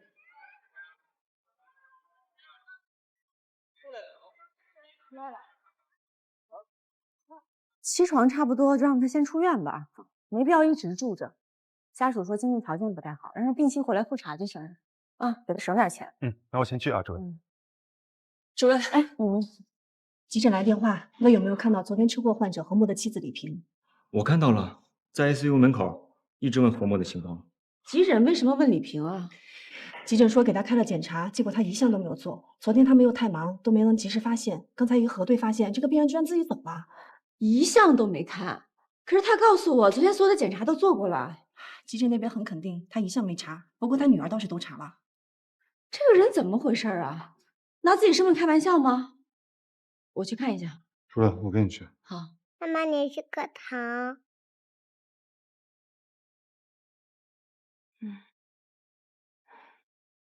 我不吃，多多吃。啊。医生阿姨，乖。雨萍，昨天急诊给你开的检查，你为什么不去做？我没事儿。你都没检查，你怎么知道没事儿？车祸很容易导致内出血的，你这样逃避检查是很危险的。马上去做检查，单子还在吗？在呢，我真没事儿，不检查了。作为医生，我强烈建议你去检查。如果你真的这么坚持不愿意查的话，你需要去趟急诊，签个字，说你是自愿不检查的，这是医院的流程。行，我去签字。多多，我不想，你得听医生阿姨的话。丽萍，你看你孩子这么小都知道要听医生的，你还是做一下检查吧。如果昨天开的检查单子丢了，我现在可以给你补。我说了我不做，你们偏要我做检查，受伤的是我老公，你们为什么一再的让我去做检查呢？怪不得说医院乱收费则。怎么办，主任？还能怎么办？这对母女真的很奇怪。走吧，回科室。妈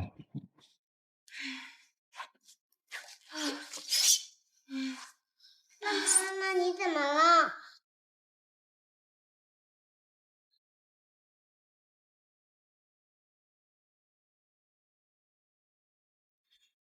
刘院长，告诉你一个好消息，你申请的国家自然基金的项目通过了。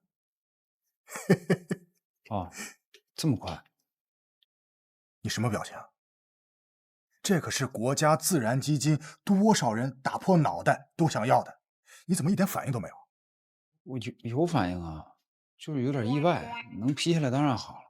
没劲，我还想说亲自过来告诉你，让你感恩戴德，请我吃顿饭呢。行，过一阵子请你吃饭。那还差不多。你呀，比唐家瑜强。我昨天帮他这么大的忙，听说他晚上请客喝酒，竟然没请我。看你这表情，八成他也没请你。我说过吧，她这个女人就是没心没肺。行，我跟她说，让她单独请我俩吃顿大餐。唐主任，她丈夫回国了，所以她最近可能没时间到时候请客。丈夫？也就是说，这个叫李萍的女人发生车祸的时候，主动脉已经断了。我的天，她怎么忍过来的？这很疼的。内膜跟中层全断了，现在只连着一层薄薄的外膜，外膜也破了一点，一直在出血。现在胸腔跟纵隔里全是血。今天也是因为失血性缺颗才晕倒的。哎，这断的肋骨看着是旧伤啊。这小腿的骨折也是啊，肯定是刚愈合不久的。可是她为什么会有这么多伤啊？被她老公打的。我猜，她是不想这些旧伤被人发现，所以才拒绝做检查。还有，被殴打的女性对于疼痛的忍耐力是会增强的，所以她才从昨天忍到了今天。如果我猜的没错的话，李萍应该是一名家暴受害者。李萍，你不要动，你现在有内出血，所以不能乱动。我女儿呢？护士长带你女儿去休息中心吃东西了。我老公呢？你还问他？他都已经把你打成什么样了？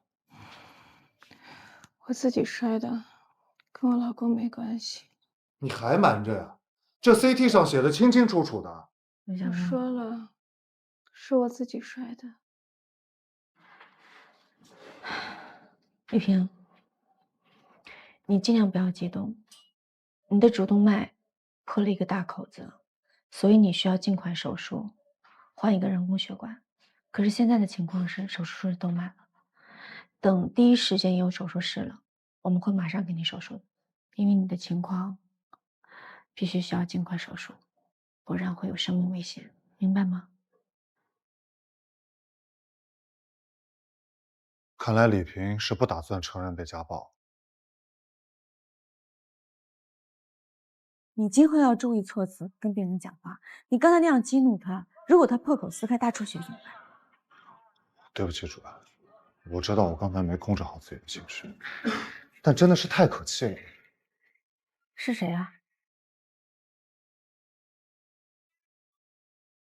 如果不是自己身边的人亲身有过这样的经历，你不会对细节了解这么仔细。到底是谁？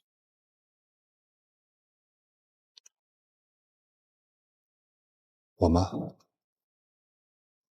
如果她当初没有勇气跟我爸提出离婚的话，那么她现在也许也躺在病房，甚至连命都没了。对不起，赶快去准备术前同意书，让李萍签字。记住了，不要再刺激他。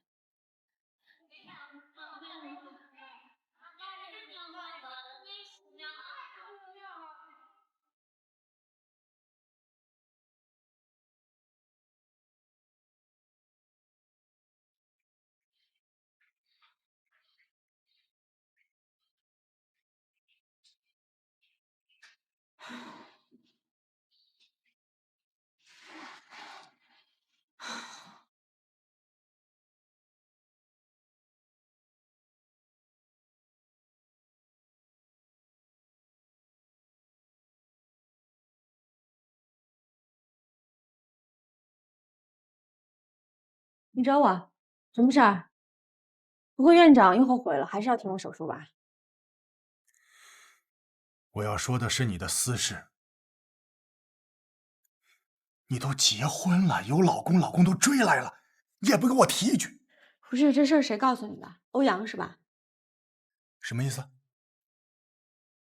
欧阳都知道了，我居然不知道。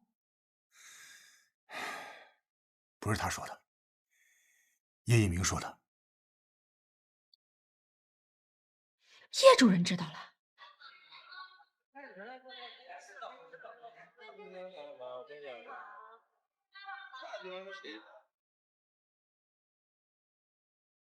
进。叶主任，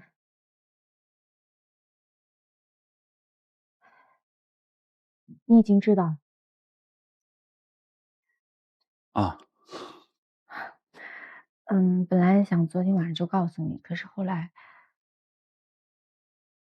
不好意思。不是，这是你的私事儿，你不用跟我道歉。可是那天晚上，这就是你说的那个原因吧？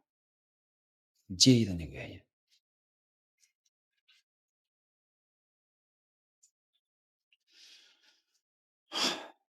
其实，结婚挺正常的呀，对吧？不是什么难以启齿的事儿。而且那时候你跟刘峰的关系被误会的时候，你就应该告诉大家，能省去很多不必要的麻烦，是不是？当然，这看你嘛，我不是要勉强你。你还有什么别的事儿吗？我一会儿还要抬手术呢。啊，好。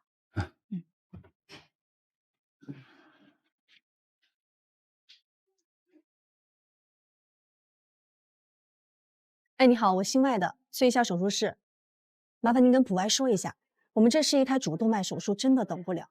一有空台，我们就得马上上，不然这病人分分钟都会有危险的。让他们普爱的理解一下好吗？好，好，好，谢谢啊。哎，行，那我马上通知麻醉去接病人。这种情况你不能从这儿开始，不然你后面就没有办法下针了。要从这儿开始。可是这里好难啊。对你来说当然难了，所以主任才手把手教你。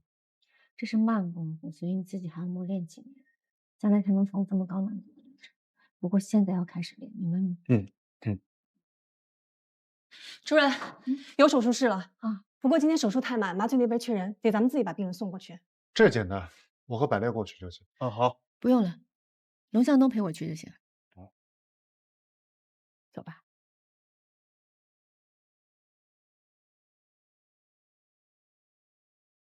唐医生，手术要恢复多久啊？我妈明天才来。我女儿，你女儿现在有护士在照顾，明天就会让护士把你女儿交给你母亲，你只要负责安心的手术做。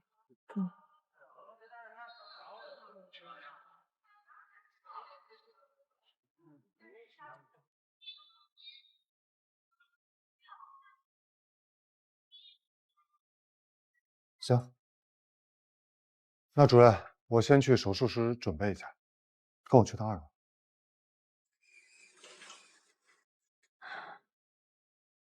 李萍，现在电梯里只有我们2个人。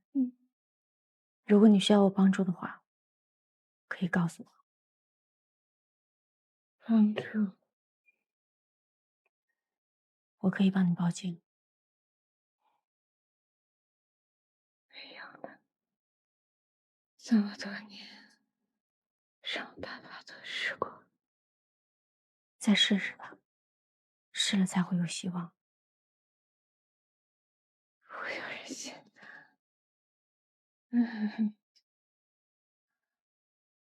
那你女儿怎么办？你总要为她着想一下。小朵知道，恨我打我的时候，没人想懂。我可以确定的告诉你，你女儿什么都知道，是她告诉我让我救救你。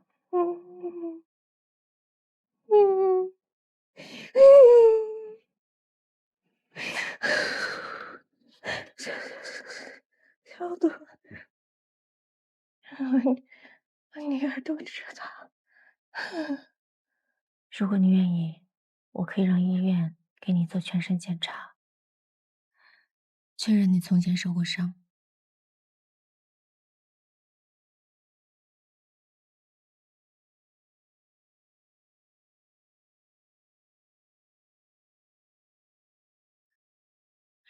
可以了，伤口增大了，正在大出血。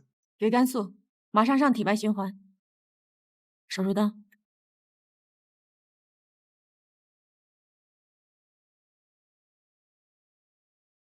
电锯。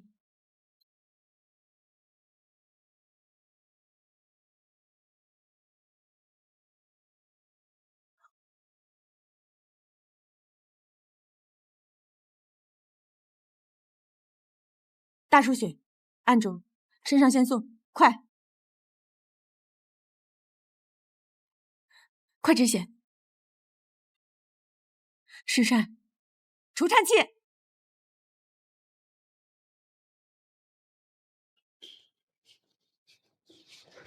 叶主任，排班表出来了吗？还没有呢。未来这段时间，不要排我上心外的手术了。哎，主任，这心外是你专攻的领域，况且唐主任的手术一般都是我知道。我让你别排了，就别排了。哎，周护士，嗯，你先休息一下，好，我给病人做个检查。好的。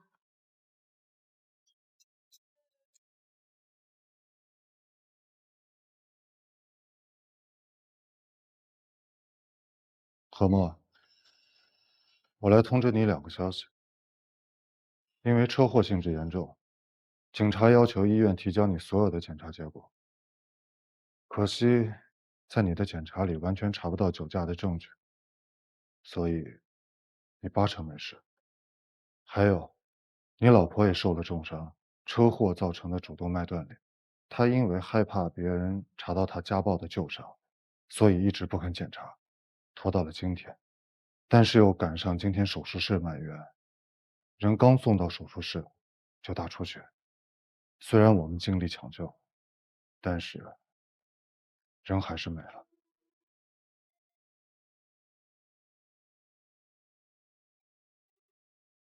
别太激动了，好好养病。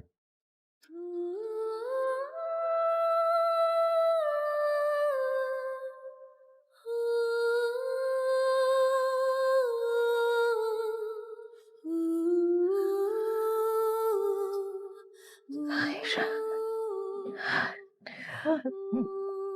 要说什么？手术结束了，别抱紧了。好。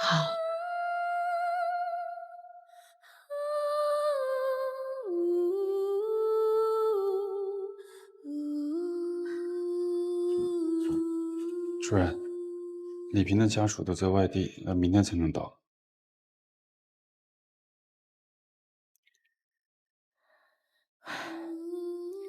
他都答应报警了。如果能再早10分钟手术的话，他昨天要是做了检查的话，这一切都不会发生。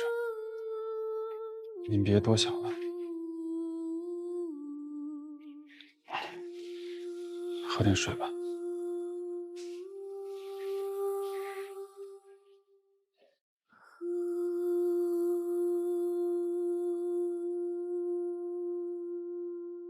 这样，欧阳，哎，他们都下班了哈，是吗？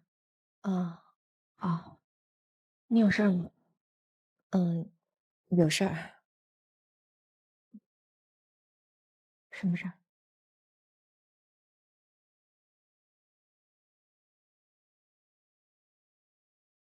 我给他发了照片，他约我见面。挺好的，走出第一步了。完了。啊，你怎么了？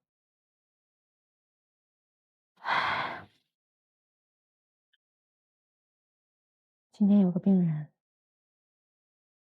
已经到了手术室了，大出血，没保住。那我先不说了，我改天再说。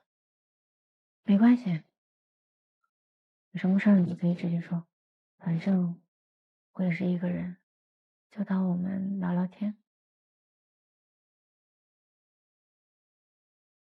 哦。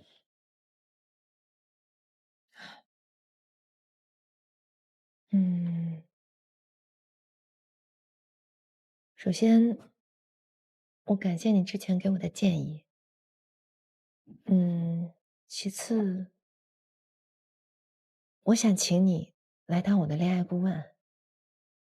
当然了，前提是你同意，还有就是我真的有恋爱可谈的情况下。我这个人一直单身这么多年，我对恋爱的经验只有从书本上得到的。这件事是这样的啊，欧阳，你有什么需要呢，就随时找我。但是这个顾问，我这个人在感情方面一直也是一塌糊涂。怎么会呢？你看你跟你老公多般配啊，那你们一定很幸福吧？我突然想到一句话，就是今天那个病人跟我说的。其实每一段婚姻都有秘密，也不是所有的伤口都有那个必要遮掩。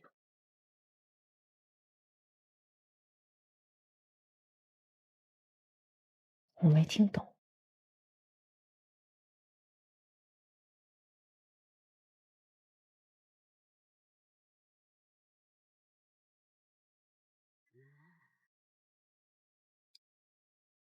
其实我老公出轨了。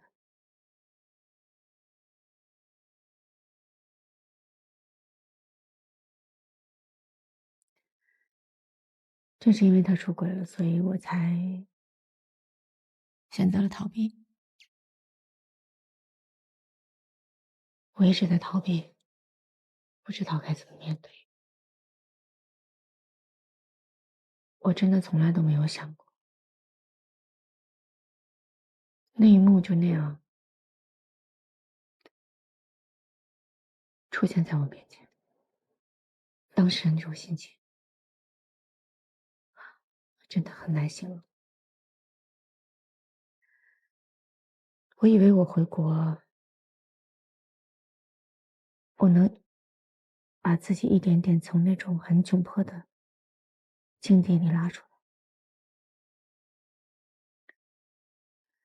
好在我遇到了我们重病组，遇到了刘峰和你，还有我以为我已经好了，已经痊愈了，直到昨天晚上赵继然又出现在我面前。那一刻，他又把我带回到当时那种窘迫的状态里，我心里真的太无助。当然我很难过，我也很愤怒。这不是你的错，但是我真的还是挺自卑的。我不是想有意隐瞒大家这件事情，可是我该怎么开口呢？毕竟是我的隐私，我应该怎么说？尤其是不知道该怎么跟他开口。其实你最想告诉的人，应该不是我。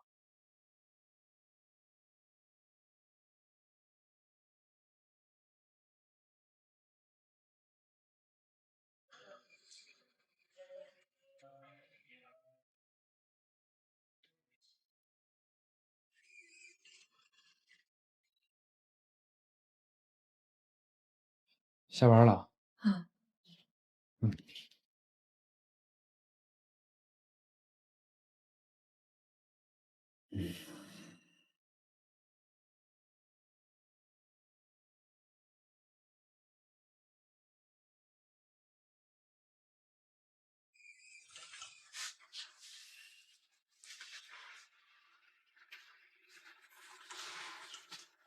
再见。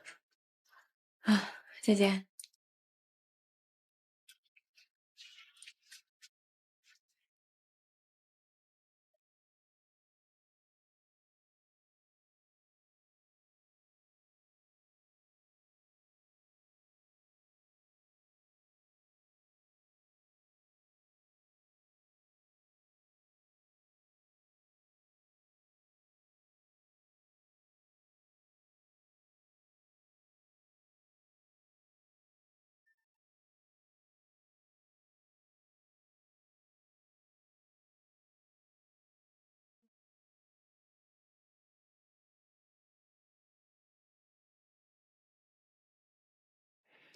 喂，喂，佳瑜，今天是周末，有空见一面吗？不好意思，我没有时间，我很忙。还有事吗？没事，我挂了。别挂别挂，我找你真的有事儿。我把你之前在科美的专用的那套手术器械给带回来了，所以想着如果你有空的话，我就交给你。就这事儿，也没别的。喂，你把地址发给我吧。好的。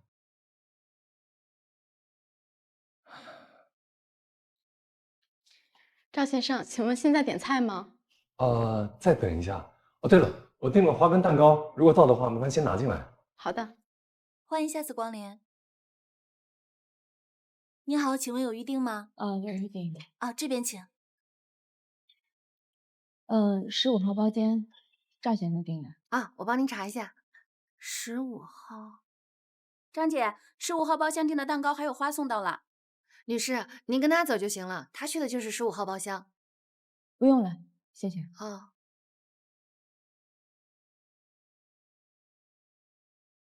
喂，刘峰，现在我刚好有时间，让他们在医院等我吧，我马上过来。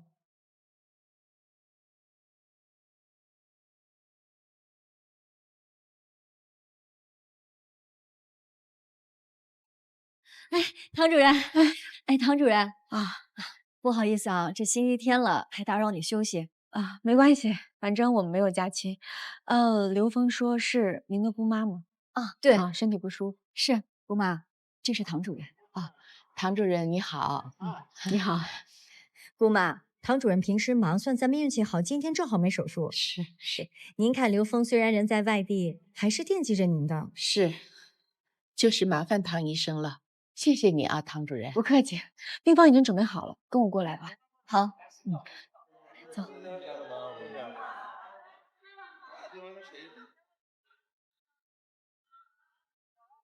李太太，您说有事儿，什么事儿？叫我周玲。刚才我姑妈在，我不好多说。其实我姑妈挺可怜，没结婚也没生孩子，家里一直都是她一个人。这些年吧，她老说自己不舒服，我们也带她去医院查了，可什么都查不出来，就说她有高血压。可是呢，最近她老说心跳加快呀，胸口发闷。我觉得呀，她就是太寂寞了，想找人陪着。刘峰也说了，干脆就好好查查，让她彻底放心，以后啊就不用折腾我。主要就是刘峰工作也忙，我平时还得照顾2个儿子。你是说，其实他没有病？是啊，我觉得可能就是忘了吃降压药了。正好这次啊，您查完了以后，一定要跟他说，这些症状都是他自己想出来的，以后按时吃药就行。黄主任都安排好了。那既然来了，还是先查查吧。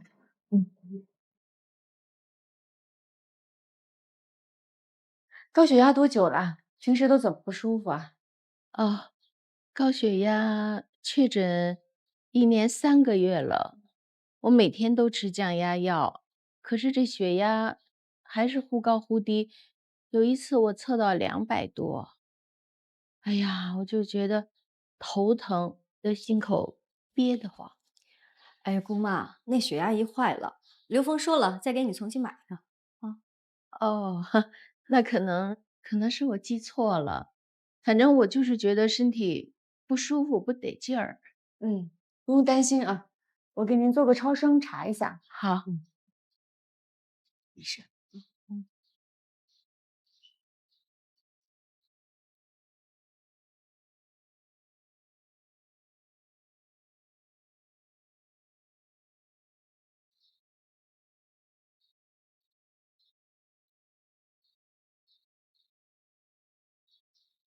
不会真的是冠心病吧？倒不是冠心病，不过心脏有占位性病变，还需要做进一步的检查才能确认。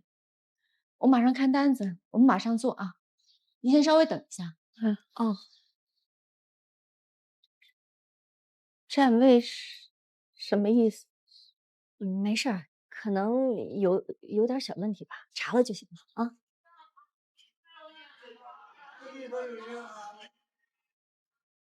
怎么还不出来啊？周老师，哎，主任，你帮我催一下周淑珍的 CT，还有血尿儿查方案的结果。你就说是着急要诊断，让他们尽快。好的，主任。周末结果出的慢，病人情况不好。是我想知道结果行不？而且是刘峰的姑妈。是吗？什么病啊？还不知道，没确诊。你怎么来了？你们医务处周日也不休息啊？在家待着没事儿，来医院反而踏实。找你2件事：第一，王海明的公司真要搬到医院来？对啊，等到样机缩小之后，马上要做动物实验。他公司离医院太远了，不方便。而且什么？而且辉格没有入资，我们医院给的钱又少，所以他公司的租金就成困难。这点我一点都不惊讶，他那个人脸上就写着不善经营。让你给他找到地方了吗？让他来找我吧。哦，第二件事呢？啊，第二件事就是我说的送春风活动。医院规定春天送，现在都已经是夏天了，其他科室都已经送了好几回了，只有外科是个老大难，尤其是心外和神外。我刚才在崔成强那碰到钉子，你不要再推脱了。我不是推脱，就是有个问题想问，送春风是干什么？你不知道吗？主任，周淑珍的检查报告拿来了。果然不出我所料。我不跟你聊了。哎，那你别忘了从你们科室抽2个人去送春风，知道了？今天下午开始连送3天，物资到医务处去备。记住了。还有什么事儿啊？今天晚上我要跟小王大夫见面，你有什么忠告？点饮料的时候，眼睛不要离开饮料杯，免得别人给你下药。这就是你忠告。你不是没有约过会吗？这是第一次约会的基础常识。哎，小王大夫又不是什么犯罪分子，你完全破坏了我对今天晚上约会的浪漫想象。这就是我的目的，打消掉你浪漫的幻想，冷静的约会吧。走了。你别忘了送春风啊！主任，早上查过房了，怎么又把我们都叫回来加班啊？这大礼拜天的。我还答应陪我女儿去学琴呢。主任，我正睡回笼觉呢，梦见我做手术呢。哎，我觉得在家追剧反正也挺无聊的，还是上班好。还是讲百列最有发展空间。我告诉你们，让你们来是不会后悔的。先抽签儿。抽签儿？我发奖啊？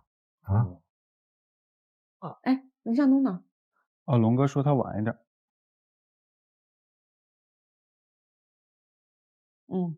都抽好了哈。来吧，咱们说正事儿。病人周淑珍，65岁，因高血压、胸闷、头疼、流汗入院。经过拍片检查呢，发现心脏有占面性病变，位于主动脉的根部，已经压迫冠脉，所以做进一步 CT 检查和血尿儿查方案检查。这上面是检查结果，仔细看一下。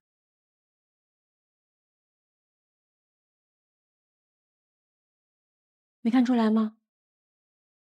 需要我再提醒一下？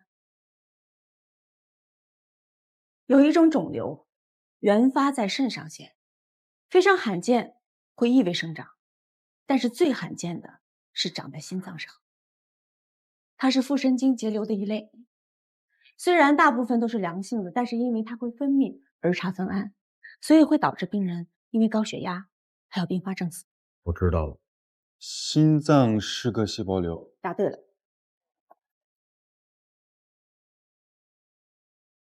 就目前这个 CT 的结果来看呢，是完全可以切除的，但是要修补一下主动脉，还有左心室。从哪个位置入刀能更安全一点？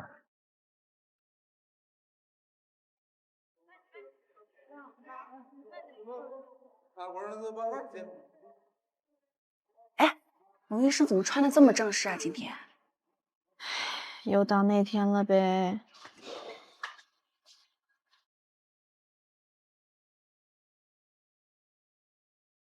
龙医生，护士长，你现在怎么来这么晚？今天是我未婚妻忌日，我刚才去了趟墓地，稍微多待了一会儿，所以就来迟了。时间可真快，一晃都3年了。你也别太难过了。谢谢护士长。那我先过去了。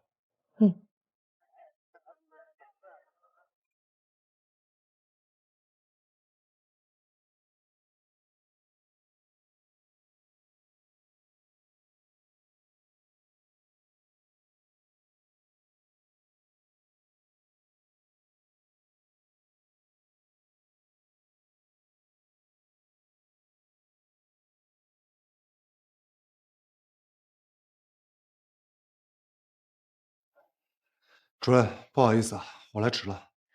把签抽一个。啊？哎，什么性病？心脏是个细胞瘤。啊？这种病很少见啊。我查过文献，说全世界病例报告加在一块才100多个。主任，从哪找到的病人？这是副院长的姑妈。正是因为这个病例实在太罕见了，所以我才叫你们回来，让你们长长见识。没失望吧？不失望，不失望，还有机会发表文章。不过有一件事说了，可能当中有人会失望了。什么主任？医务处说让我们科找2个人去帮他们参加送春风活动，刚才抽签就是为了这个。谁抽到最短的了？来吧，比一下。哎，大钟说跟廖主任最短。哎，这，那就愉快这么决定啦。你们2个送春风，我们去看病人。不，这主任刚才这抽签的时候可没这么说，这不算数，这得从周。这个主任，那如果我说了，你们2个还会抽吗？不是主任，你们2个好好送春风，为科室争光啊！不要再争辩了，我们走吧。肿瘤，是个细胞瘤，通常会长在肾上腺上，极少的时候会长在身体其他部位，统称异位氏个细胞瘤。心脏是个细胞瘤属于后者，就是因为这种肿瘤让您高血压还有其他症状。不过肿瘤一切除，血压就会正常。不过这也算是好事吧。姑妈，这都要开刀了，还好事呢。总算知道自己得了什么病，不会像以前那样疑神疑鬼的，我心里踏实点。就是这个意思。其实这个病也不是难治的，只是平时很少见，而且手术起来比较复杂而已。我也听不懂这些，要不你跟刘峰说吧，听听他怎么讲。刘峰在开会，你不要打扰他好吗？没事儿，您有个做医生的侄女婿，就是这个时候用的。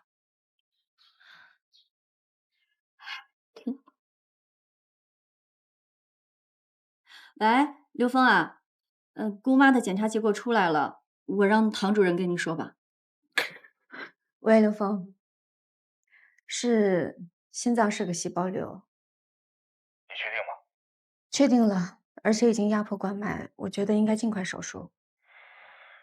这个手术的话，最难的是麻醉。叶一鸣来看过了。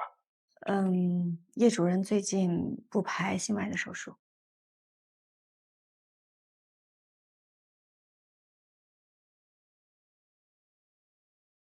喂，刘峰，干嘛？不是唐主任的手术，你为什么非得让我去啊？再说了，今儿我休息。什么？秦主任、廖主任，这次送春风啊，一共要去3个郊区县义诊，1天1个。这个呢，这个是去年送春风活动的病人名单，今年有回访，并向这些病人赠送一些生活物资。当地卫生院会帮忙组织筛查这个先心病、冠心病，向这个高血压患者赠送一些药物，物资跟药品就都在这儿了。后勤部会派车帮你们送过去。啊。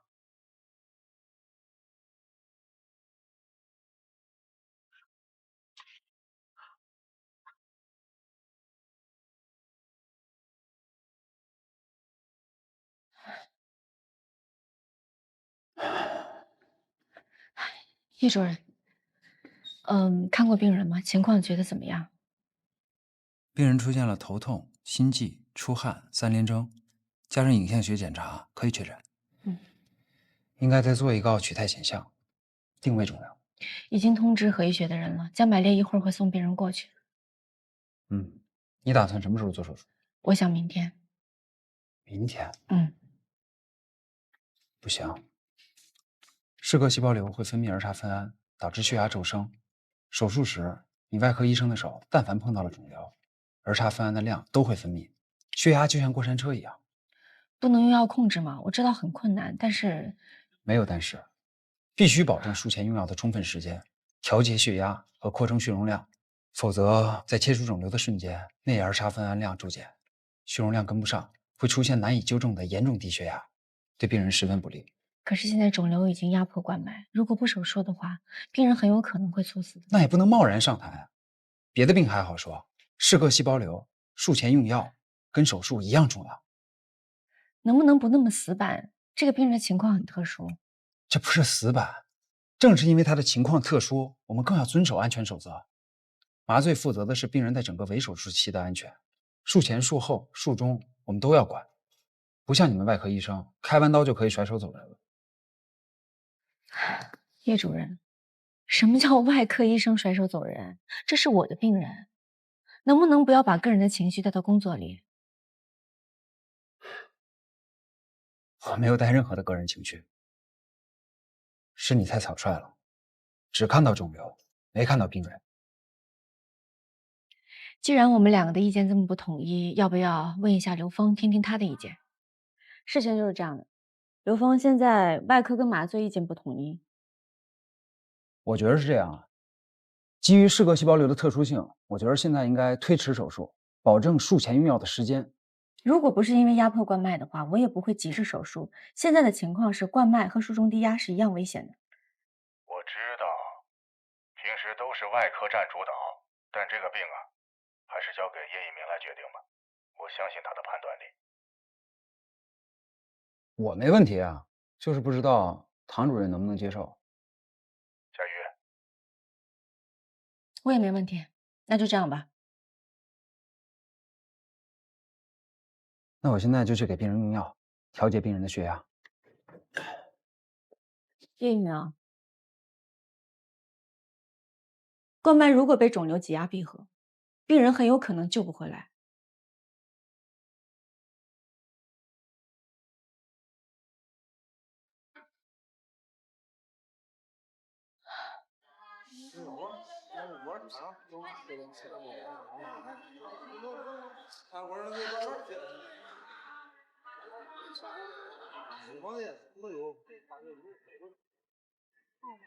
喂，佳瑜，你在医院吗？我在心脏中心外面，他们说你不在。我在去手术室的路上，没有去餐厅，那是因为你跟我说谎。说谎？我怎么说谎？你说给我送医疗器械，但是你为了别的目的去的。上个月我们结婚满9周年，这不是错过了吗？所以我想补过。生活里总是要有点仪式感的。手术器械，我想着吃完饭再去酒店拿，我也没说谎。这对于我来说就是说谎。我要上手术了，再见。哎，这……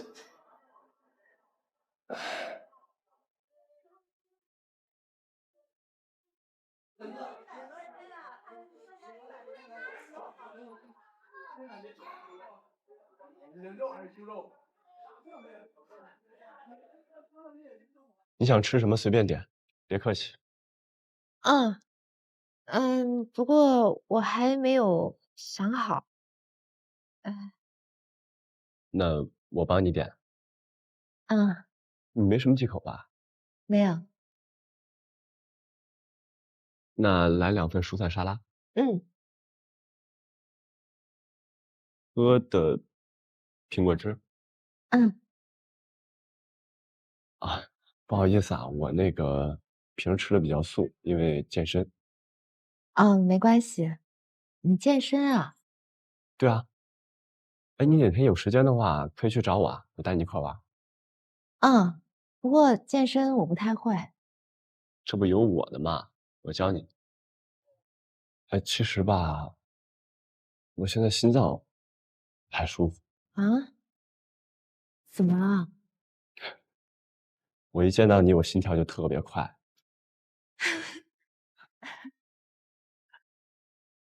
服务员。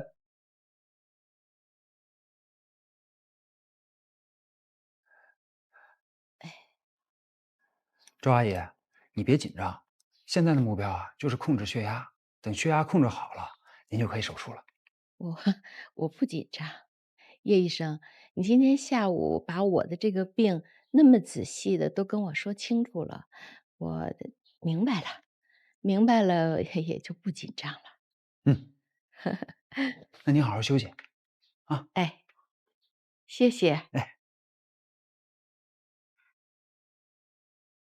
叶主任还没走啊？啊，周树珍的药啊，我又调了一下，这是新医嘱，今天晚上就给他用上。好，那我现在去药房拿药。辛苦了。应该的。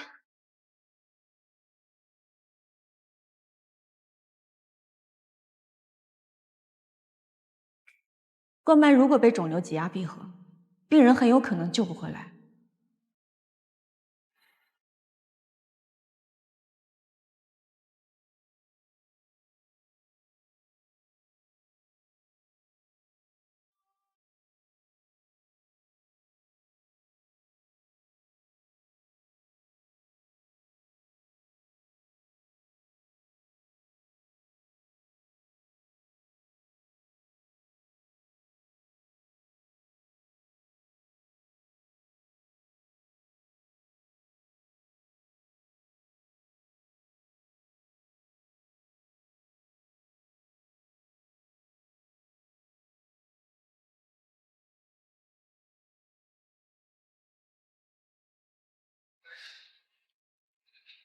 这地儿还挺热闹的，下雨还这么多人。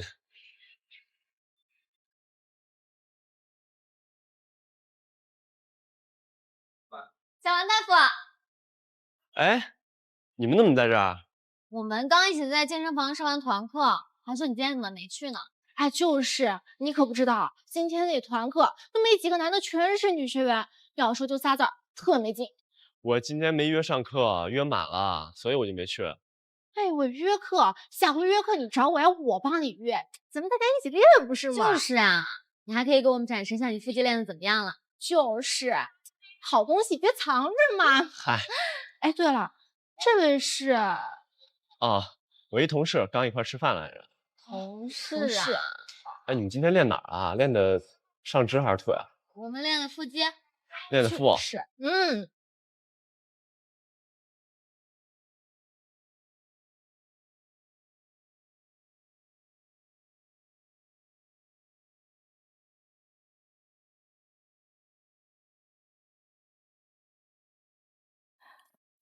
叶主任，这么晚了有事儿吗？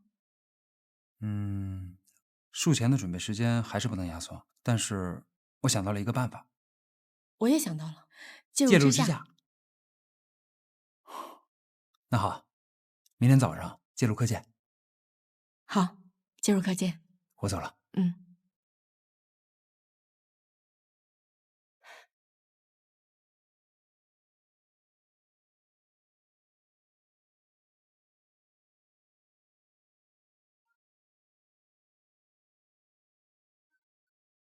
姑妈，你放松啊，没事的，一会儿就好了啊。我有点怕。没事没事。不用害怕，放心吧。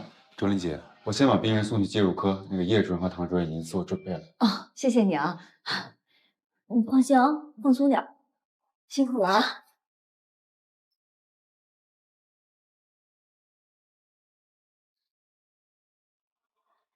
哎，是这个吗？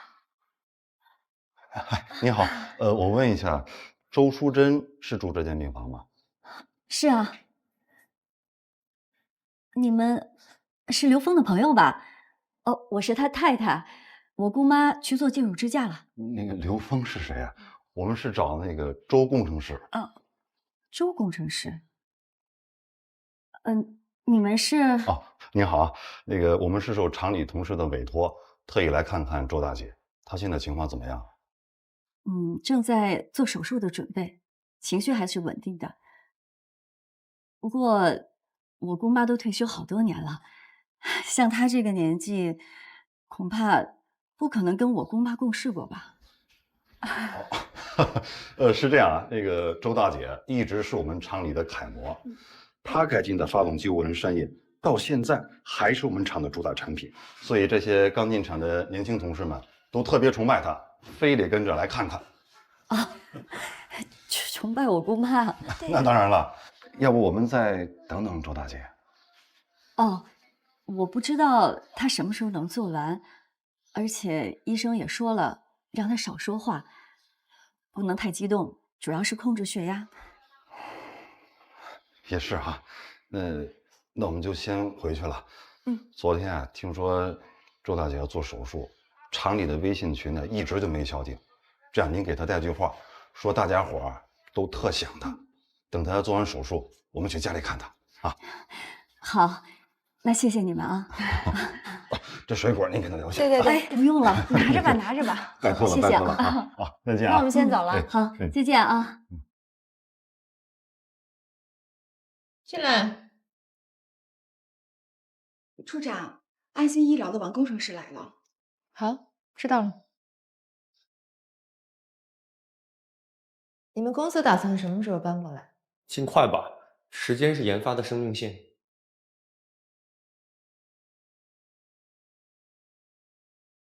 到了，就是这里。就这儿？嗯，这就是你让我们办公的地方。欧阳处长，人工心脏可是这个世界上最先进的医疗器械之一。我知道，你已经跟我说过很多次了。王工，医院就这么大，你不是医生，把你安排在门诊或者住院部，一是没有地方，二格格不入。不过接下来人工心脏要进入动物研究实验阶段，这里是动物实验中心，你在这里办公最方便不过了。我也是基于以上考虑才选择了这里，给你们安排了3个研究室，足够宽敞。我们原来办公的地方，物业会定期来管理，各方面都比较方便。对于搬到这里来办公，我是有顾虑的。这些顾虑你都不用有，动物实验中心还是有很多好处的，比如说，不用交房租。带我去看看。慢点，哎呀，慢点，没问题，没问题。好，好好休息，支架做得很不错。如果哪儿不舒服，随时叫护士跟医生。谢谢唐主任，没事。我出来跟你说一下。支架已经放进去了，冠脉暂时不会出现闭合的危险。最近几天，麻醉科的叶主任会集中控制他的血压，扩充血容量，目的是为了锻炼他的血管。到时候手术的时候，出意外的风险会降低很多。最近几天他身边最好不要离人，你们有空要多来看看。刘峰会议一结束就会尽快赶回来的。好，那我先去忙。哎，唐医生，我有个问题想问你，在你看来，做一个家庭主妇是不是特别失败？为什么会这么问？我姑妈都退休好多年了，又是孑然一身，家里人都习惯同情她，觉得她可怜。我都忘了，她曾经是发动机厂的工程师，到现在厂里还生产着她改进的涡轮扇叶。那个时候，我家里条件不好，姑妈总是又给钱又给东西的接济我们。后来，我嫁给了刘峰，刘峰也越婚越好，我也当上了全职太太。可是我姑妈却退休了，在我的家里人看来，我和姑妈的位置就像换了一样。我一直挺骄傲的，觉得自己的丈夫很厉害。可是今天，我忽然发觉，家庭主妇在别人眼里就是个失败者。你管理着全是男医生的心脏中心，所以在这一点上，我认为你最有发言权。所以，我想问问你，我觉得职业妇女跟家庭主妇的区别在于，职业妇女会把时间花在工作上，所收获的成绩都归自己。比如我，别人会认为我是一个很棒的外科医生，但是家庭主妇会把时间花在家庭上，要心甘情愿退居幕后，用自己的人生成就别人的人生。比如她的丈夫，比如她的孩子。可是我做不到，但是我身边有很多这样的女性可以做到，我从来没有觉得她们失败过。你真的这么觉得吗？当然，简单用成功跟失败来划分人群，不客观也太武断了。凭什么去评价别人的人生？没有人有资格。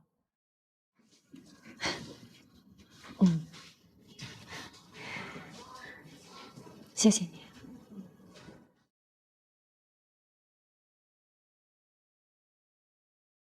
白丽，对，病人刚从 ICU 转出来，还是得多注意观察。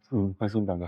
让他多喝点水啊，2个小时没排尿了。这天还盯紧一点。主任，麻醉科的李潇已经把周淑珍接走了。好，知道了。主任，终于可以做这台心脏适合细胞瘤的手术了。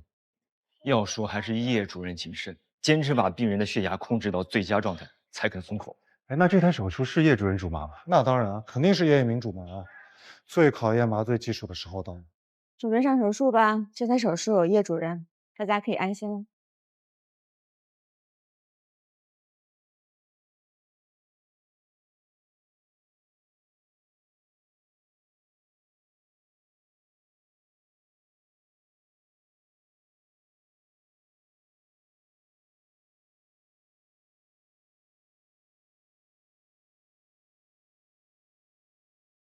等一下，血压升到200，手术暂停。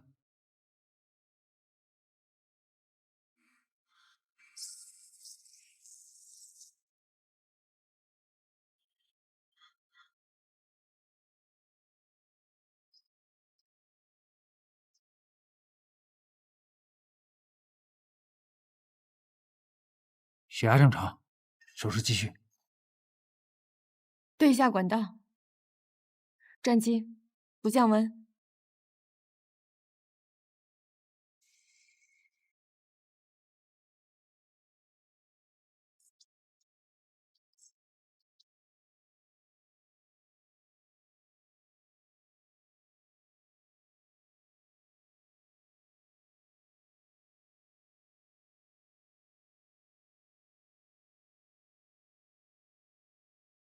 肿瘤已经切除。血压现在这么低，看来是叶主任在术前血压控制得很好。那应该差不多可以关胸了。交给我们办。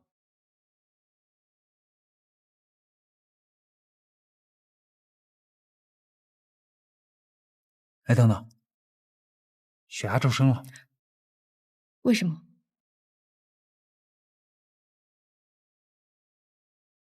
唐主任，会不会没有切干净？不可能，心脏的是个细胞瘤，我切得非常干净。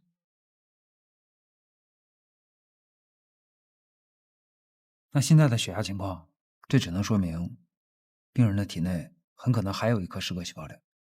还有一颗？怎么可能啊？要调一下术前检查 CT 的结果给我看一下。调下 CT。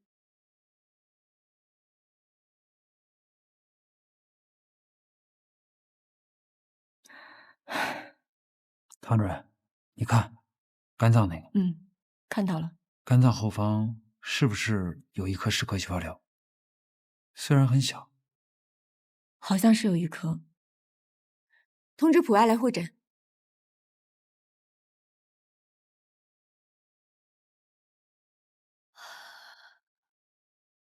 哎，唐主任，手术很成功，只是术后需要监测一下儿上方胺的量，但我估计问题不大，你可以放心了。谢谢唐主任啊，真的太感谢你了。不用客气。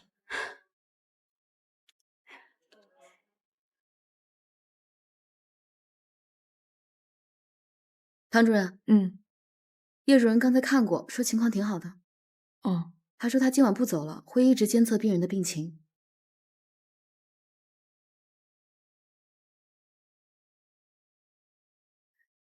记得认真点啊。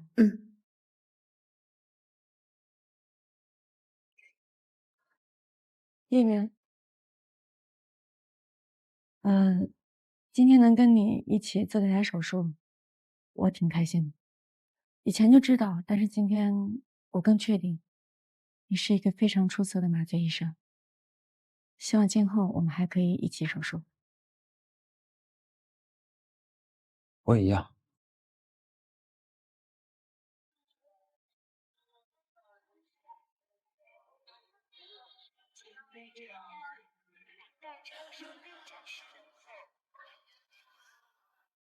哎，哟，赵教授，你来了。秦医生，小唐主任找到了吗？不是，能请你帮我个忙吗？说。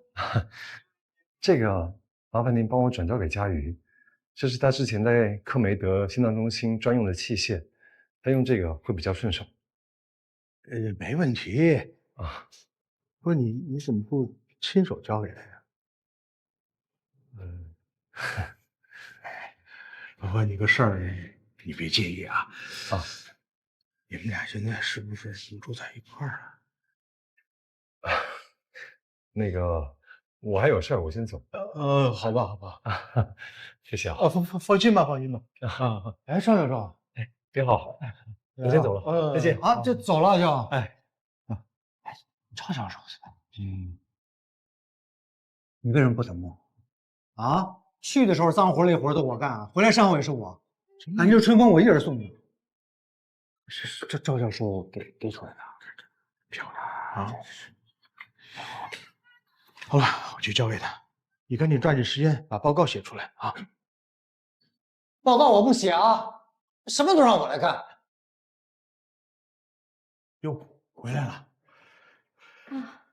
心脏是个细胞瘤，这手术就这么做好了。是个很有意思的手术，只是很可惜你跟梁小波手气不好。那个赵教授有东西给你，我给你放桌上了，你看一下。好。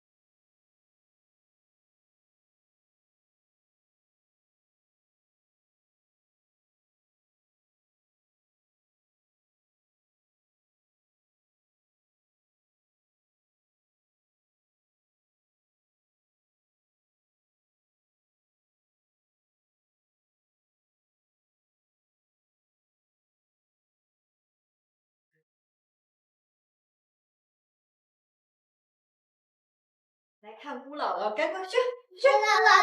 哎呦，我的宝贝呀，快来，慢点，慢点。哎，姑姥姥刚做完手术，你俩轻点啊。没关系。跟你们说啊，姑姥姥可想你们了。我们也想姑姥姥，姑姥姥要快点好起来呀！就是。哎呦，多会说呀！是啊。这次多亏你跟一鸣，改天请你们吃饭。不用了，平时欠你那么多人情，偶尔也是要还一还的。算你有自知之明。不喝为什么？甜的。姑妈恢复的不错，什么时候出院？应该快了，再过几天吧。对了，你是不是应该找时间多关心关心你太太？为什么？不为什么，就是夫妻这么多年，也要相互多体谅一下对方，关心一下对方。玩那个，周莲什么都不缺，我们夫妻关系那么好，她够幸福的了。好，就当我什么都没说，我走了。哎，谢谢。你猜猜我喜欢你们俩人谁？猜猜。静，我们去上手术了啊。好，我马上来。您这么好的器械放在这儿，我给您带过去吧，让他们消了毒，回头您可以用啊。不用了，咱们安和的器械我用着也挺顺手的。行，你顺手就行啊，我先过去了啊。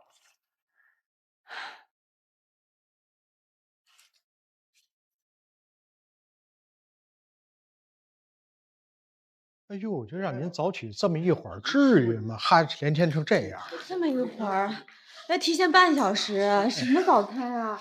还起这么早？这是我吃过的最好的广东早茶，尤其是那个凤爪。我一吃这凤爪，我就想起你，相信我的爪了。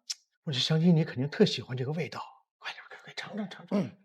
主任早。我的天哪！快请坐，请坐，请坐，请坐啊！都放松点，稍息。坐。哎呀，哎，我怎么觉得今天这架势不太对呢？你们这一个一个，这餐不会是鸿门宴吧？是不是有事要求我办？怎么可能是鸿门宴呢？那我就代表大家说两句啊。这个最近呢，我们的手术量是上升了，我们的技术呢也是突飞猛进的。然后我们为了表示对你的感谢，我们这个重病组部就特别准备了这么一顿丰盛的早餐，以示感谢。都感谢。那我倒是有一点疑问了啊！如果要真是感谢我，不是应该请我吃大餐吗？就吃外卖。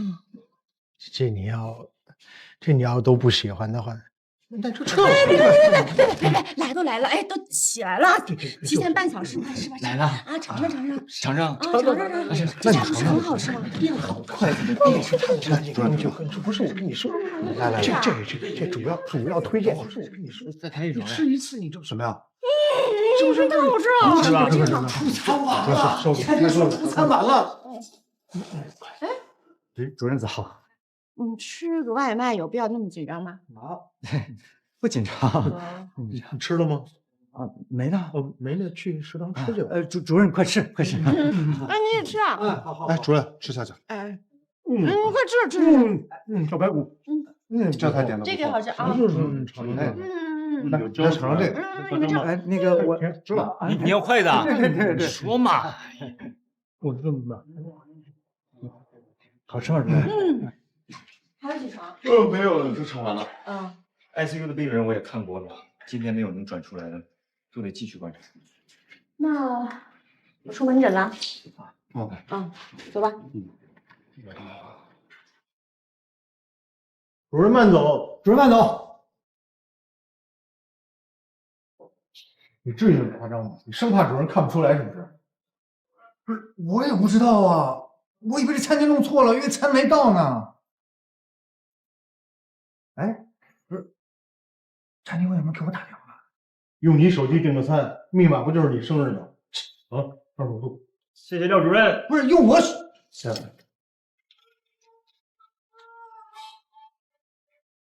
这么贵？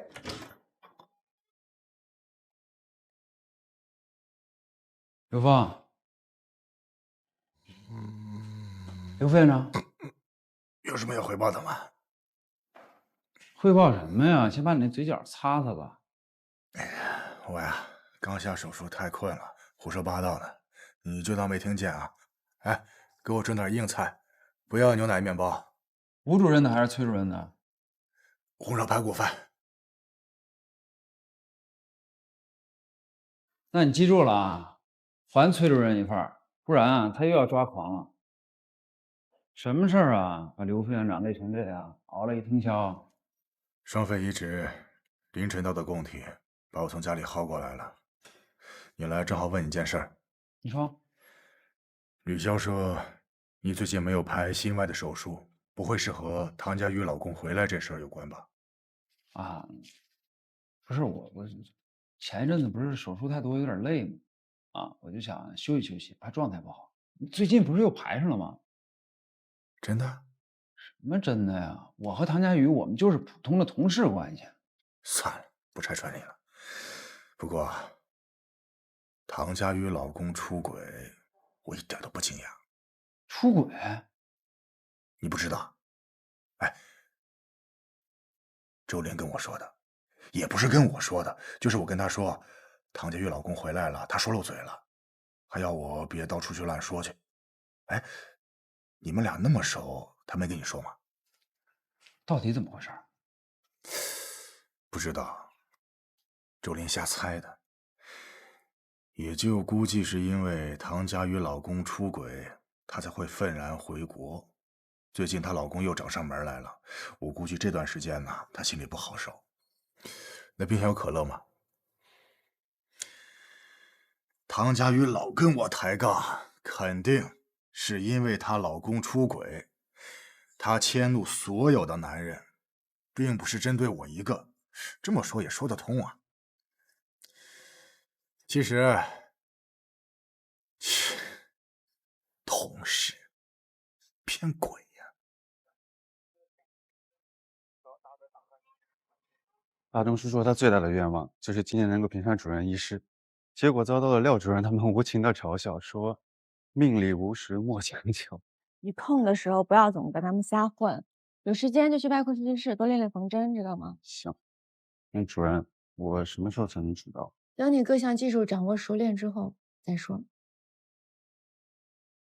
哎，赵教授，那主任我去吧。哎。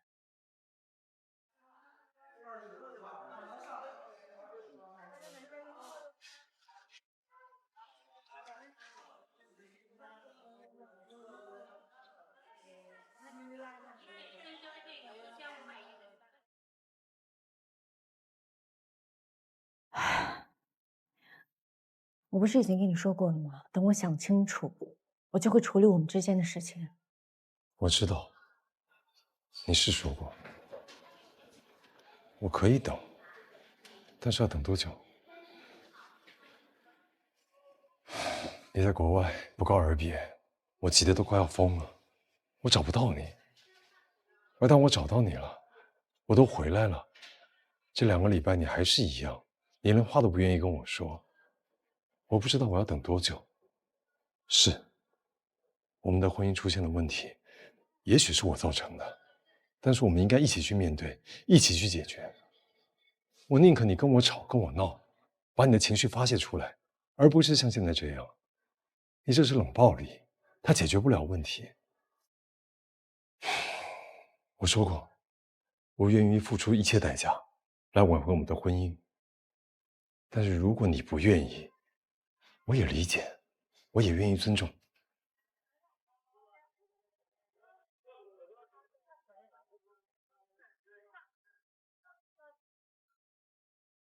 这是我找律师你的离婚协议书，里面说得很清楚，离婚之后，我名下所有的财产都归于你。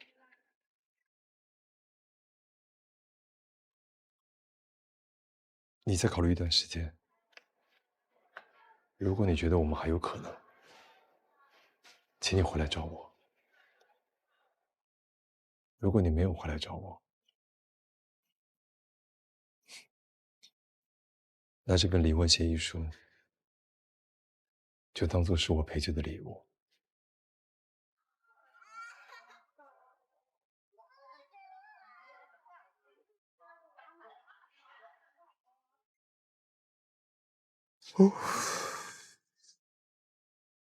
主任，主任，你没事？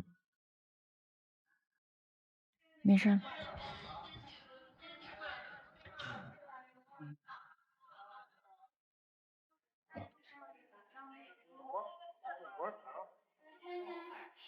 恢复的不错，要再坚持1个月就行。好，艾莲，按上次的药开就好了。对，下个月再来复诊，随时有不舒服再过来。好。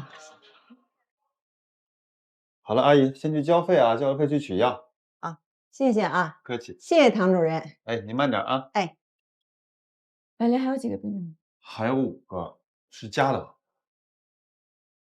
唐主任，外面有个病人胸疼的厉害，看挂号单挂的是您的号。就是他，让一下，我看有什么反应呢？我胸好疼，哎呀，好疼！我有主动脉瓣狭窄。你这是心肌供血不足，别紧张啊，跟着我做，我给你做的动作会缓解。我来做，用力，让外周的血迅速回心，再用力，有没有好一些？这样能缓解心肌缺血造成的疼痛，可以吗？好点了，马上送回病房吧。放开。唐医生，我怀孕了。那3甲复诊的汇报资料准备好了吗？该医务处准备的都准备好了，需要各科室提交的总结汇报，有的科室都还没交上来，而且我们去催，对方总是一太忙，搪塞我们。让我猜猜，外科？心外、神外、骨外、谱外，无一例外。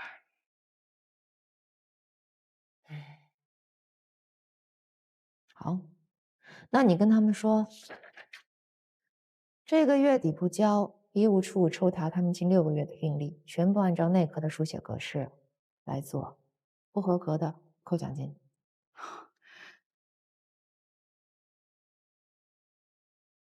哎，对了，处长，还有医保政策培训班的事儿。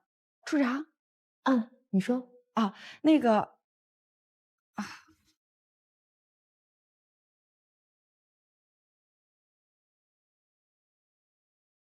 来王工，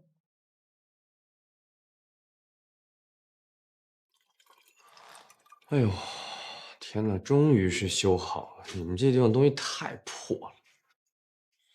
你是说免费提供给你们的我们医院的设备？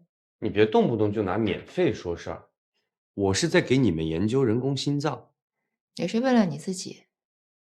这些事情你完全可以找后勤，为什么一而再再而三的给我打电话？你当我是你的勤杂工吗？你以为我没找过吗？他们拖3拖4的叫了半天都不来，来了以后粗手粗脚的，而且也没有你修得快。虽然你不是一个真正的医生，但是你还别说啊，干这些活你确实是一把好手。我有临床医学博士学位，我有工程学双博士学位，但你还是不会修水管。我不是不会，我是不屑，我要留出时间做更重要的事情。对了，欧阳处长，为了表示对你这段时间这些事情的感谢啊，我现在马上就要实现我那个缩小人工样机的小目标了，到时候请你来做第一个见证的人。水管我修好了，可以走了吗？你这是先天性的主动脉瓣狭窄，什么时候发现的？就是怀孕以后，他们说我是高龄产妇，让我多做运动，但我一动吧就喘不上气儿，胸口也疼，体力下降的也厉害。去了医院一查才发现的，就是上周。你现在是怀孕的第13周啊，13周。这么跟你说吧，你的主动脉瓣狭窄很严重，瓣环小，而且还是个2野畸形，加上你怀孕的月份也比较小，像这样的情况，我们一般是建议啊，先做一个人工流产，等之后再做人工瓣膜置换。不好意思啊，我没有冒犯的意思，但是我来安和不是来找你的，我要见唐医生。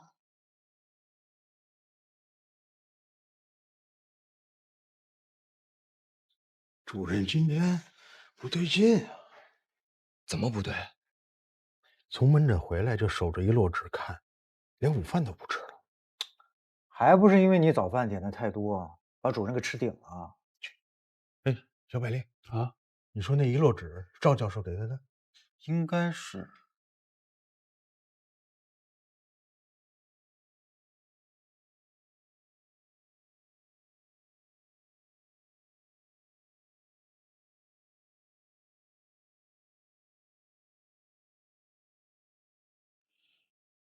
赵教授找主任说完话以后，主任来门诊的时候，兜里就多了那一摞纸。哎，真是顽固不化啊！姐，主任，沈丽英要见你。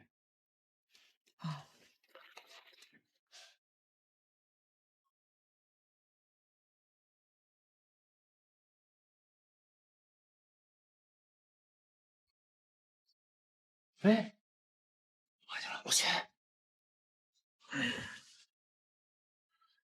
我们看看他到底是为了什么。老钱，你干嘛？哎，你这样不好，这是人家隐私啊！不好，不好，这有什么不好的？这就像是家长看孩子的日记一样，他是为了爱护他，他是保护他。你这是什么逻辑？小孩日记你就随便看？我们不也是为了关心他吗？老秦，你这不合适啊！关心是关心的事儿。沈凌，汤医生，谢谢你在门诊救了我。你挂了我的号就是我的病人，这都是应该的。我听龙医生说，你不想做人流，想在手术换办的同时继续怀孕。我必须要跟你说清楚一点，这样对于你跟胎儿都是非常危险的。我明白，别人做不到，但他们说你可以。他们是谁？网上的病友啊，他们说安和重病组专门接诊危重病患，还说汤医生你什么手术都能做。第一，这个世界上就没有任何一个医生什么手术都可以做。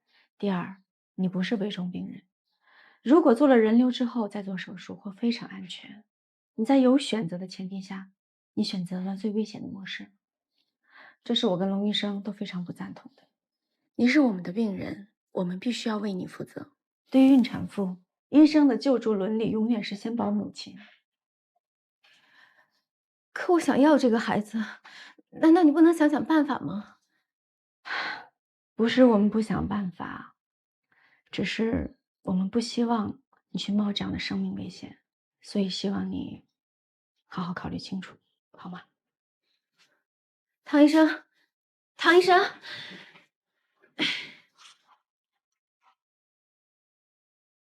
哎，欧阳，你怎么来了？我这2天给你发微信，你都只回几个字，打电话你又不接。我那天晚上不是看见你健身房的朋友了吗？你跟他们说我只是一个同事，所以我以为你不想有什么发展呢。就为这事儿？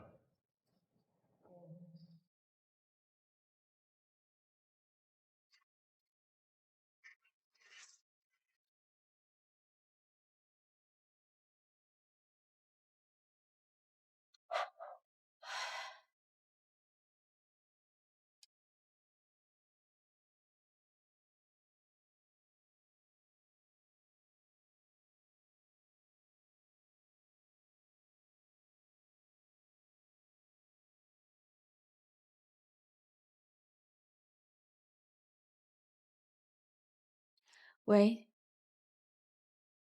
先把血止住，我马上过来。好。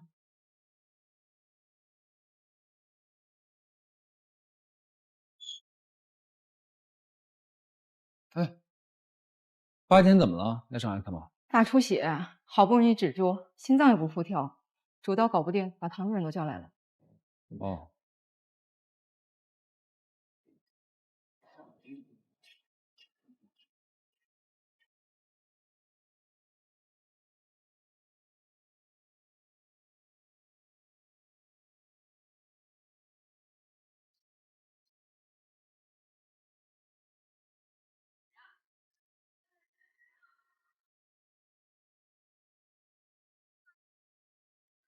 唐主任，叶主任，你在这儿干什么？我有些话想要跟你说。好。对不起，我如果知道事情是这样的话，我就不会说出那么多难听的话了。你也没有说出什么难听的话，是我不好，我不应该隐瞒我结婚的事实。为什么不告诉我？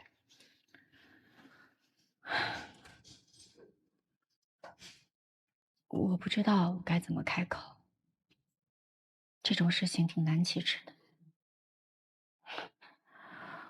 或者可能是我自己还不知道该怎么面对吧。总是以为不说出来，这件事情就好像没有发生过一样，但其实是我错了。今天早上，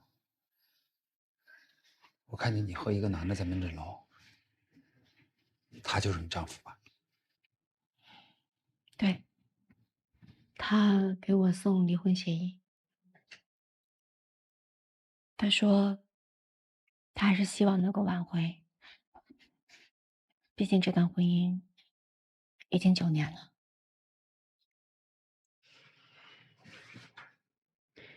但是如果我不愿意的话，他会尊重我的选择。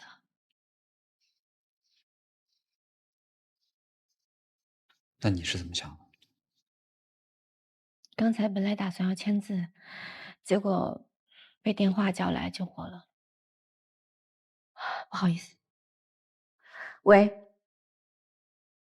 好，知道了，5分钟。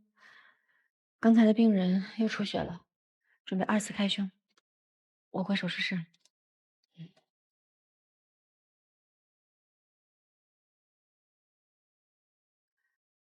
叶一鸣，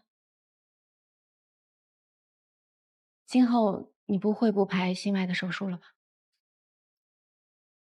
不会，心外一直是我主攻的方向。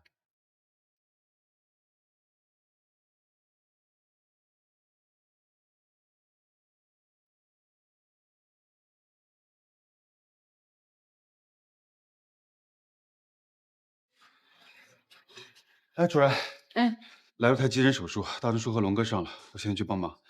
那个实习床的沈丽英说要见你。辛苦了。哎，没事。沈丽英，江医生说你找我。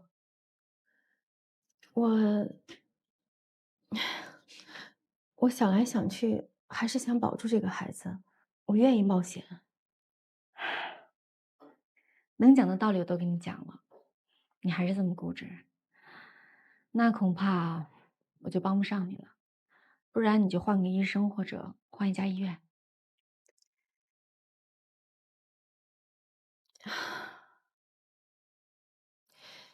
其实，其实这个孩子来的挺意外的。我和我老公结婚10几年，一直都没有要上孩子。后来决定了要离婚，离婚前我们俩喝了顿酒，结果拿了离婚证以后才发现怀孕的。那你的意思，你想用这个孩子挽留你的婚姻？正好相反，离婚是我觉得我做的最正确的一件事。我和我老公都不是坏人，但是性格不合适，在一起太累了，离了婚反而能做朋友。怎么说呢？就是我可以不做一个妻子，但我从很久以前就想做一个母亲了。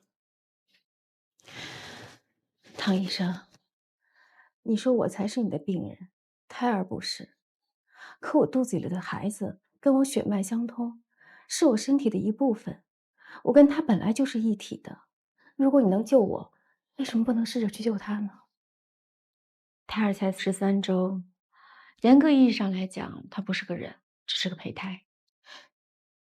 可对我来说，他就是我的孩子呀。我今年已经41岁了，如果现在失去了这个孩子，可能一辈子都做不了母亲了。我不强求你给我手术，但至少请你答应我，答应我想一想，想一想手术的可能性，好吗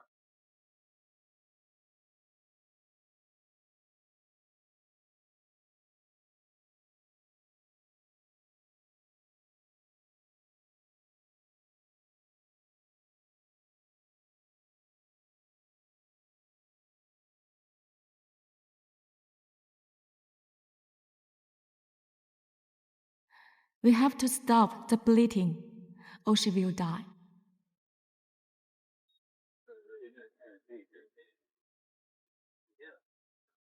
Suction and more blood transfusions. Prepare to clamp at any time.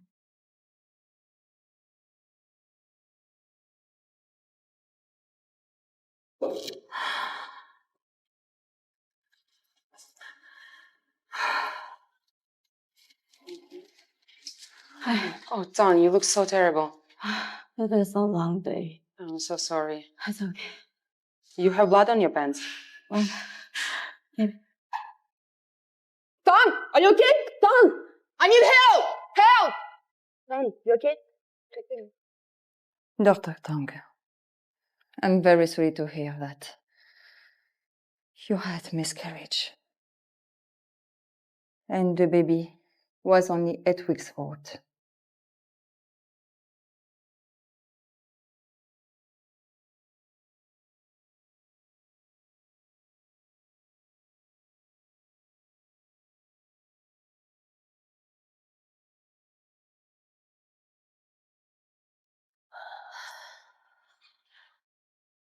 沈丽烟，汤医生，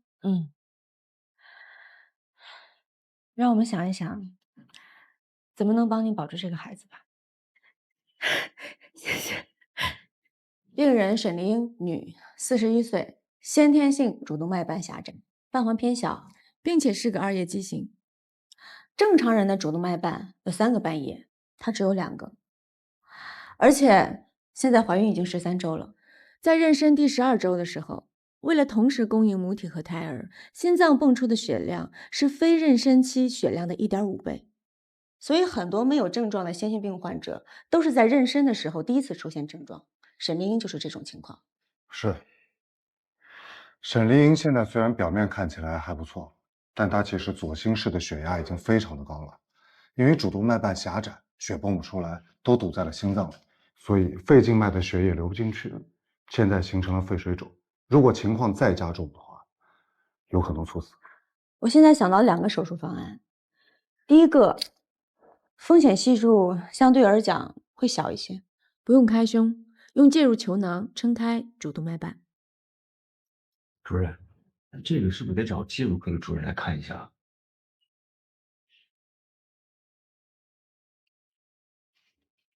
喂，李主任，在医院呢，给我们科来一趟，让你看看病人，尽快啊。做不了，这个人的主动脉瓣非常的狭窄，很可能根本就撑不开，瓣环小，2叶畸形，即便是撑开了，也很容易引起反流，到时候还得开胸，得不偿失。所以我不建议做介入治疗。那现在就剩下手术这一个方案了。可是你给一个孕妇做手术，这个危险程度不比给普通人做手术。心肺机里的愈冲液会稀释血液，降低黄体酮的浓度，这有可能导致子宫的收缩，对胎儿的影响比较大。但心脏手术要降温，这胎儿无法耐受啊。而且这个心脏停跳液里含钾，胎心对钾敏感，如果控制不好用量的话，胎心很可能会停掉。这些我都想到了，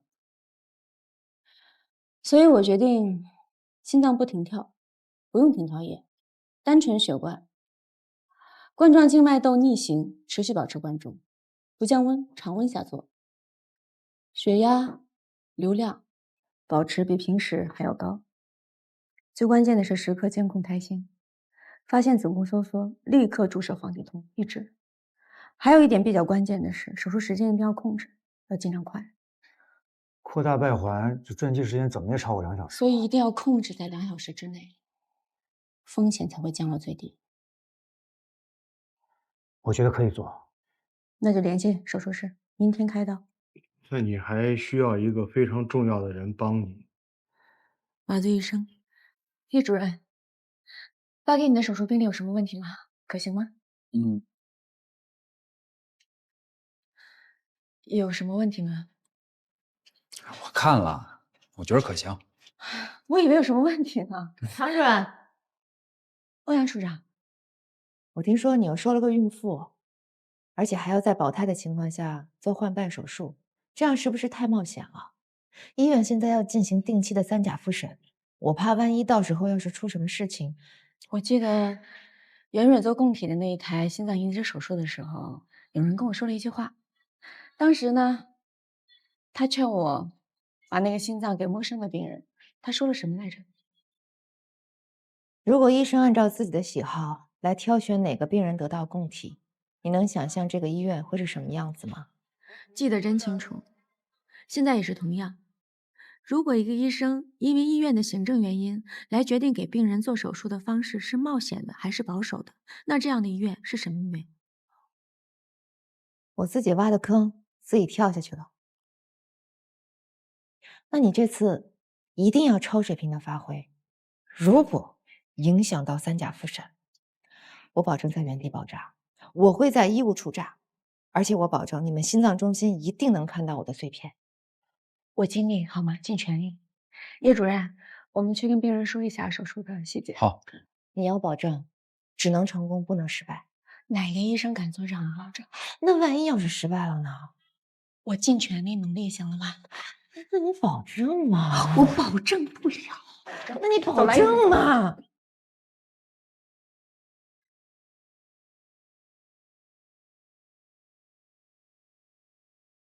哎，你怎么还没走啊？刚下口术，看你一个人吃，多闷闹啊！约着体外循环跟麻醉碰了一下明天手术的细节。关键是明天产科还得过来人盯一下胎心。大东说，我想问你个问题。问。离婚什么感觉啊？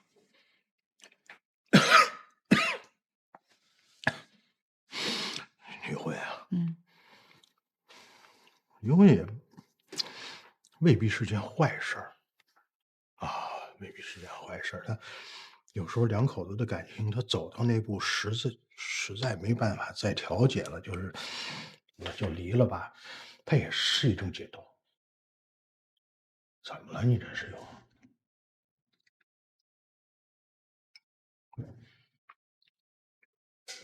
你的意思其实离婚是好事儿？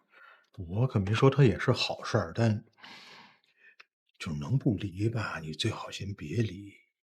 这毕竟他也是伤筋动骨的啊，他得缓好些日子才能缓过来。就比如说，如果你离过2次、3次这种，那也挺难缓过来的。离那么多婚，其实都没感觉了吧？我有，我可有了，我每次都可专一了，所以我每次都挺伤心的，挺长时间的呢。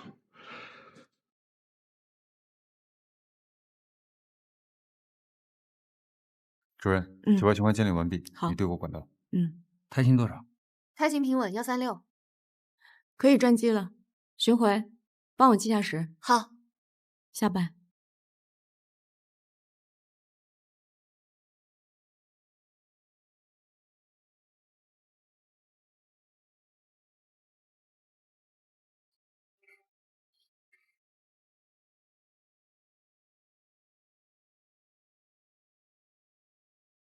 胎心下降110，继续观察。准备下班吧。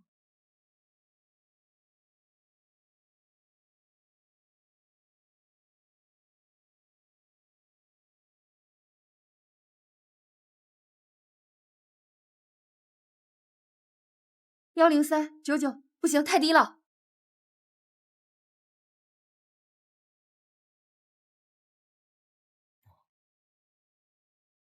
黄体痛，这怎么办啊，主任？不会要重新补吧？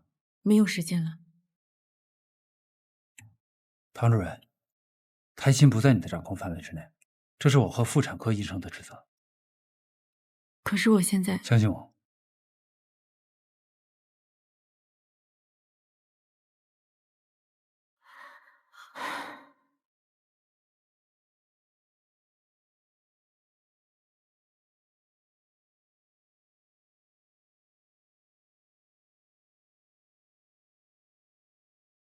唐主任，我要开始升血压了。好。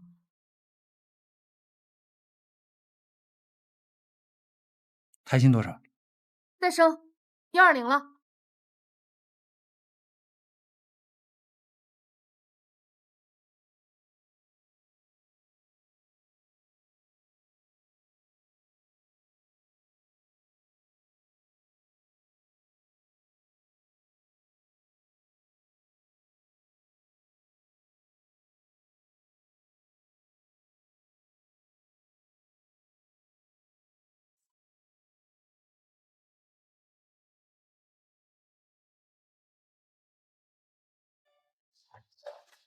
喂，欧阳处长，你以为你不接我电话我就找不到你了吗？啊？你有什么事儿？如果是水管坏了，请打后勤电话。给你打电话呢，是有一个好消息要通知你。我呢，已经成功的把人工心脏的尺寸降到了50毫米，我履行了我的承诺，所以现在我邀请你过来一起欣赏一下。来的时候帮我带杯咖啡啊，不加糖不加奶，然后去食堂顺便帮我打一份蛋炒饭，要加蛋加辣，好吧？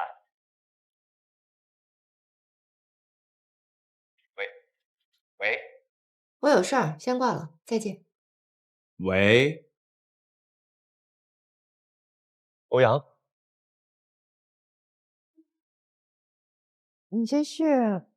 哦，那天送你的花挺寒碜的，今天给你补上一束。我那天是因为有朋友在，我害羞，所以我才说你只是我同事。要是你愿意的话，咱们可以以男女朋友的形式交往。我不怕被别人知道咱们的关系。那你愿意吗？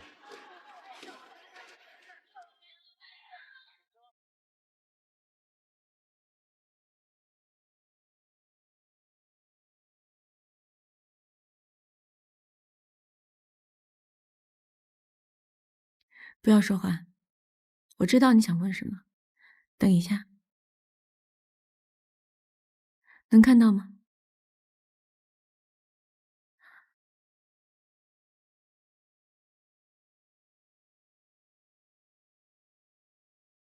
看得见吗？我相信6个月，6个月之后，你就能看到一个健康的孩子了。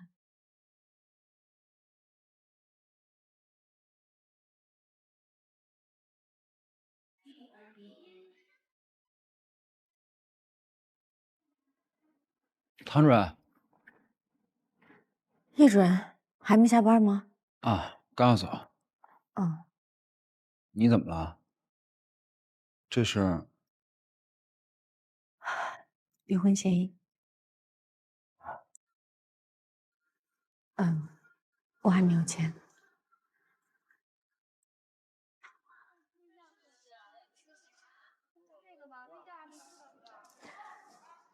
5年前我流过一次产。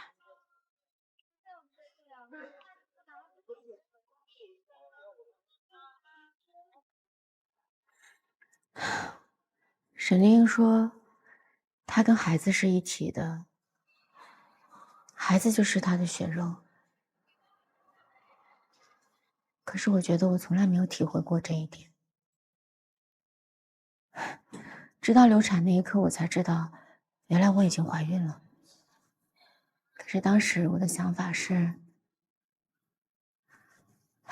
真庆幸啊，不用为了生孩子停下工作，也不用为了做流产的决定而背负内疚。你说我是不是一个很糟糕的人？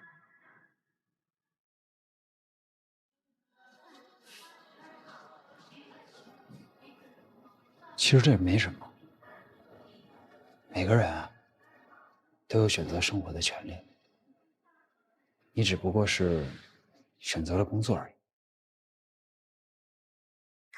回头想一下，好像这些年，我每一次做选择，放在第一位的都是工作。我做过特别多次很自私的选择。我真的不是一个好妻子。其实赵吉安很想要个孩子，想要一个家，可是最后他还是妥协了，因为他知道我不会妥协。其实他就是这样一直包容我，包容了9年。他说的对，我们不仅是夫妻，还是彼此唯一的亲人。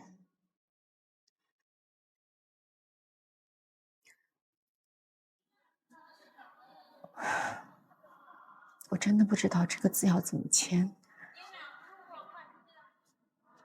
但是我也不知道我该怎么面对他，好像没有办法前行，更没有办法后退。其实，你的心里应该已经有答案了。既然你不想放手，那就紧紧把他抓住吧。